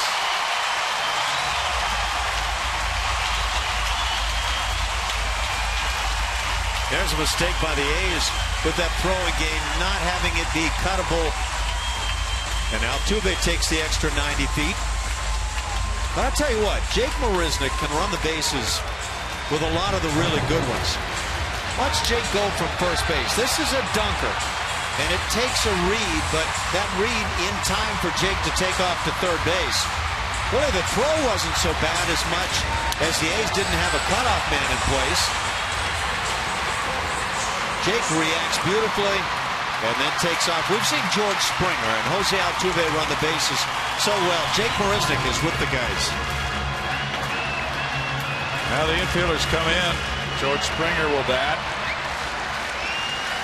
Runners at second and third, nobody out. Springer is 1 for 3 with a walk on his 26th birthday. And it's ball 1.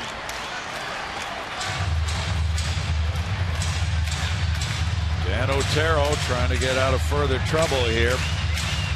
Carlos Correa's on deck.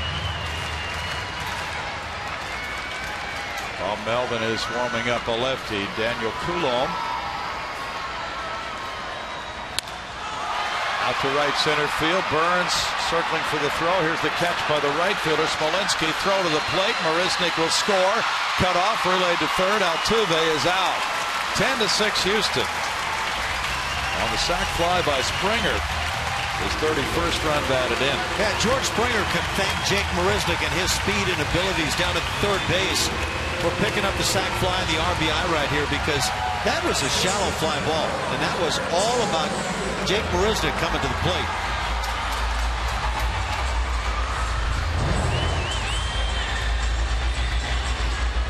Altuve was just kind of creating the noise out there to make the A's have to go that direction. 9-3-5 on the play on Altuve. Carlos Correa with strike one. So 2 outs in the inning and a 4-run lead for the Astros. They've been warming up their closer, Luke Gregerson.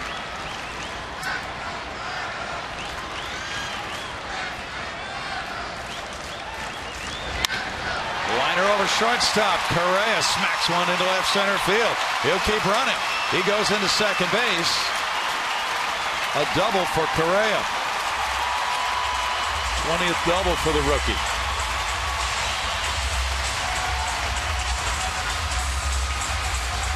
Boy, he hit some balls great last night as well. Didn't have much to show for it. But he's swinging it well. Bob Melvin is walking quickly to the mound. He's had Coulomb warming up.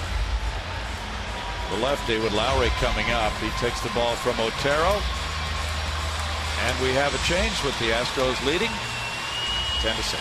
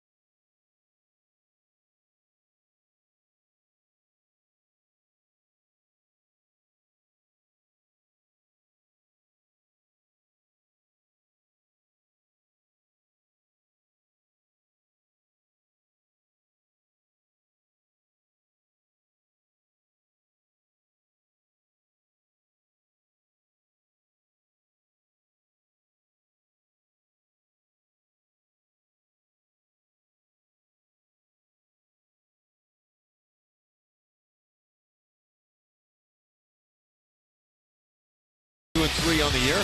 ERA up over 7.5. That should be a nice opportunity for the Astros. And Colin McHugh trying to pick up number 17 for a second time. 16-7 on the year. ERA at 4.05. Colin's gotten a lot of nice run support this year. Of course, that's what the Astros are providing tonight. And wouldn't you love to see that for the remainder of the season? Well, that would go a long way, and the fans have loved the show. On the Oakland side, it's been a little tougher. Daniel Coulomb comes out of the bullpen, the rookie in 7 games with no decisions, an ERA of 5.56. Acquired from the Dodgers September 10th. The opening day Texas Tech starter in 2011. He was born in St. Louis. 20th round draft choice of the Dodgers in 2012. Jed Lowry has 2 hits and 4 at-bats and an RBI tonight for Lowry. Lowry, as a right-handed batter, is hitting .319. 10 runs on 15 hits for Houston with 1 error. That's ball 1. I've never seen that before, Brownie. The mention of a pitcher being the opening day starter for a college program. That's true. I haven't either. That nails it down for you, though. That was a cash transaction September 10th, bringing Coulomb from the Dodgers to the A's. 1-1. So now he's made the transition from Texas Tech starter to major league reliever. Last year he made his debut with the Dodgers in relief in 5 games. And he had been a reliever also at Rancho Cucamonga and Chattanooga. Foul back. 1-2. You ever been to Rancho Cucamonga? No, but that's where Johnny Carson was always focused on trying to get on the highways out there, wasn't it? True. There's that when you take the Schlossen cut off? Yes, it is. Okay. Yeah. When you come to the fork in the road, and you know the rest. Yes. He's talking about Yogi the other night. Of course, that's a line attributed to him. When you come to the fork in the road, take it. Craig Biggio was talking with Ray Fosse, our good buddy, over in the Oakland TV booth before the game today. Ray was interviewing Craig for radio down on the Astros bench, and they continued to chat after the interview. Very enlightening. And Craig was telling about his conversations with Yogi Berra. Yogi winning all those World Series with the Yankees. He said, we didn't want to go back to work for the winter. That was in the day when baseball players did not make all that much money. So that World Series paycheck meant a whole lot, and they all had jobs in the wintertime. I'm going to guess those years you're talking about with Yogi, the minimum in the major leagues was probably in that $6,000 to $9,000 range. And yeah, that's the minimum, but not a whole lot of guys got a whole lot more than the minimum. No. So if you were a Yankee, you were usually in for a big payday at the end of the year compared to that regular season salary.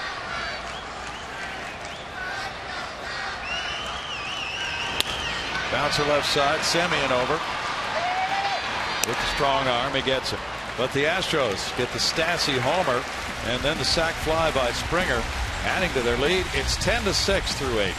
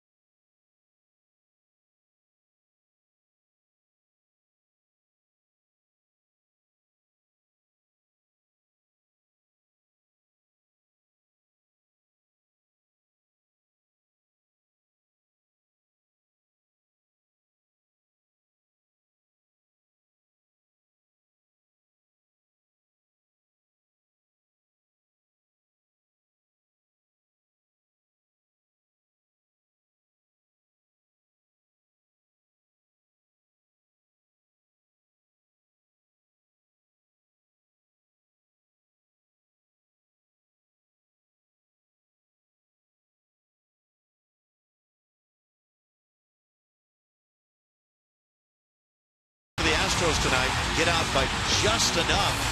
Evan Gattis on his bobblehead night. Well, that's good timing on that promo, isn't it? That was the big swing. Of course, that Max Stassi also hit one that direction and really showed off as he went about 10 rows back.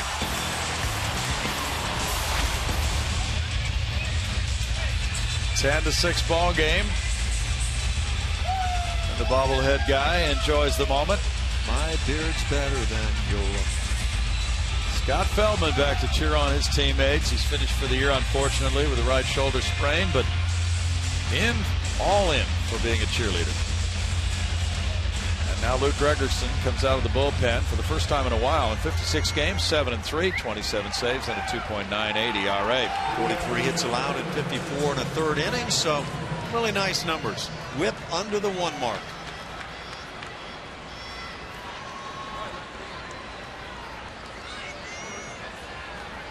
Gregerson faces Mark Canha. He's 1 for 4 with an RBI. And he takes strike 1. Luke is pitching for the first time in 6 days. And he got his 27th save at Anaheim last Sunday in that huge come from behind win for the Astros, 5-3. Gets a swing and a miss from Canha, and quickly he's out in front, 0-2. Of course, he was away from the club for the birth of his baby boy, and now right back in the saddle throwing strikes.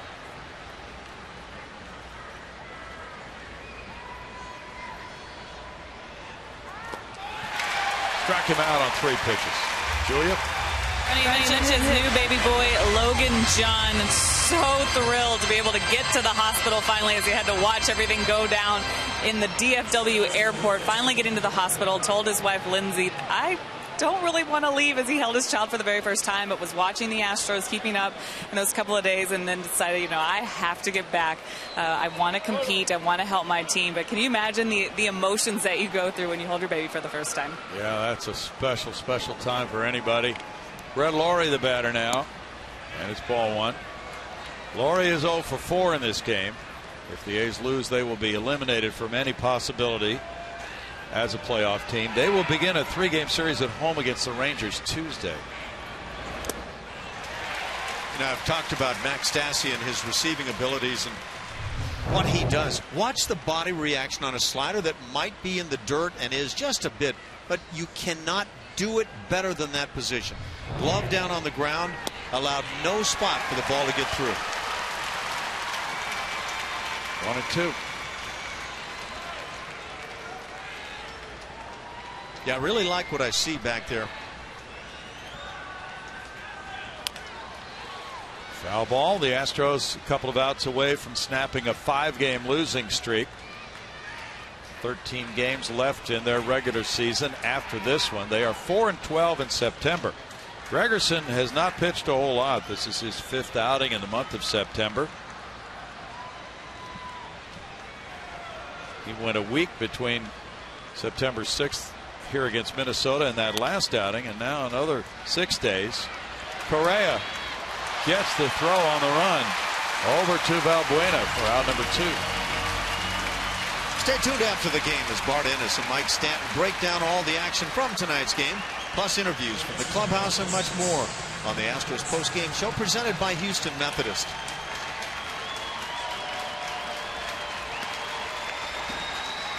Danny Valencia is 2 for 3 tonight with a walk.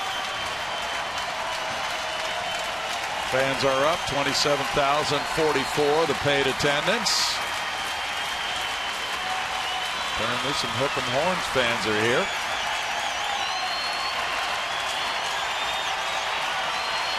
And the Astros are now away from their 78th win.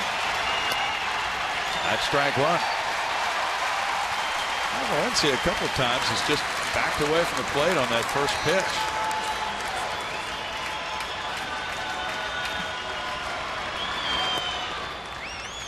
One ball, 1 strike.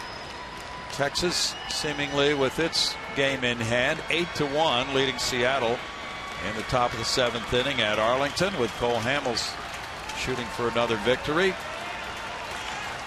When we left Arlington, there was a story that Hamels might not pitch in the series here next weekend. They might move him up a day.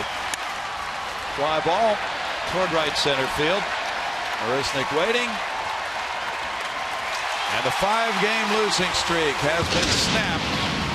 The Astros go to 78-71, and what a relief and a come from behind win with a huge home run from Evan Gattis tonight. It's nice to see a little eruption from the offense. A couple of long balls to get it done. Wasn't the cleanest game all night long, but when you can pick up that W and get into that drive to the playoffs. Of course, the Astros are, for the moment, the second wild card team in right now. You see the Angels with their win again, just a game and a half back of Houston. But it's tight, and the wins, again, are precious, every one at this moment. On the Toyota drive to the playoffs, you see the picture up to date. Rangers haven't won their game yet, so at the moment they're 2 in front of Houston, but probably will wind up 2.5 in front. And it's a scramble with 3 teams there fighting it out in the AL West. It should be quite a finish in the final 2 weeks of the season. This one goes to A.J. Hinch's Astros, 10-6 over the Athletics tonight.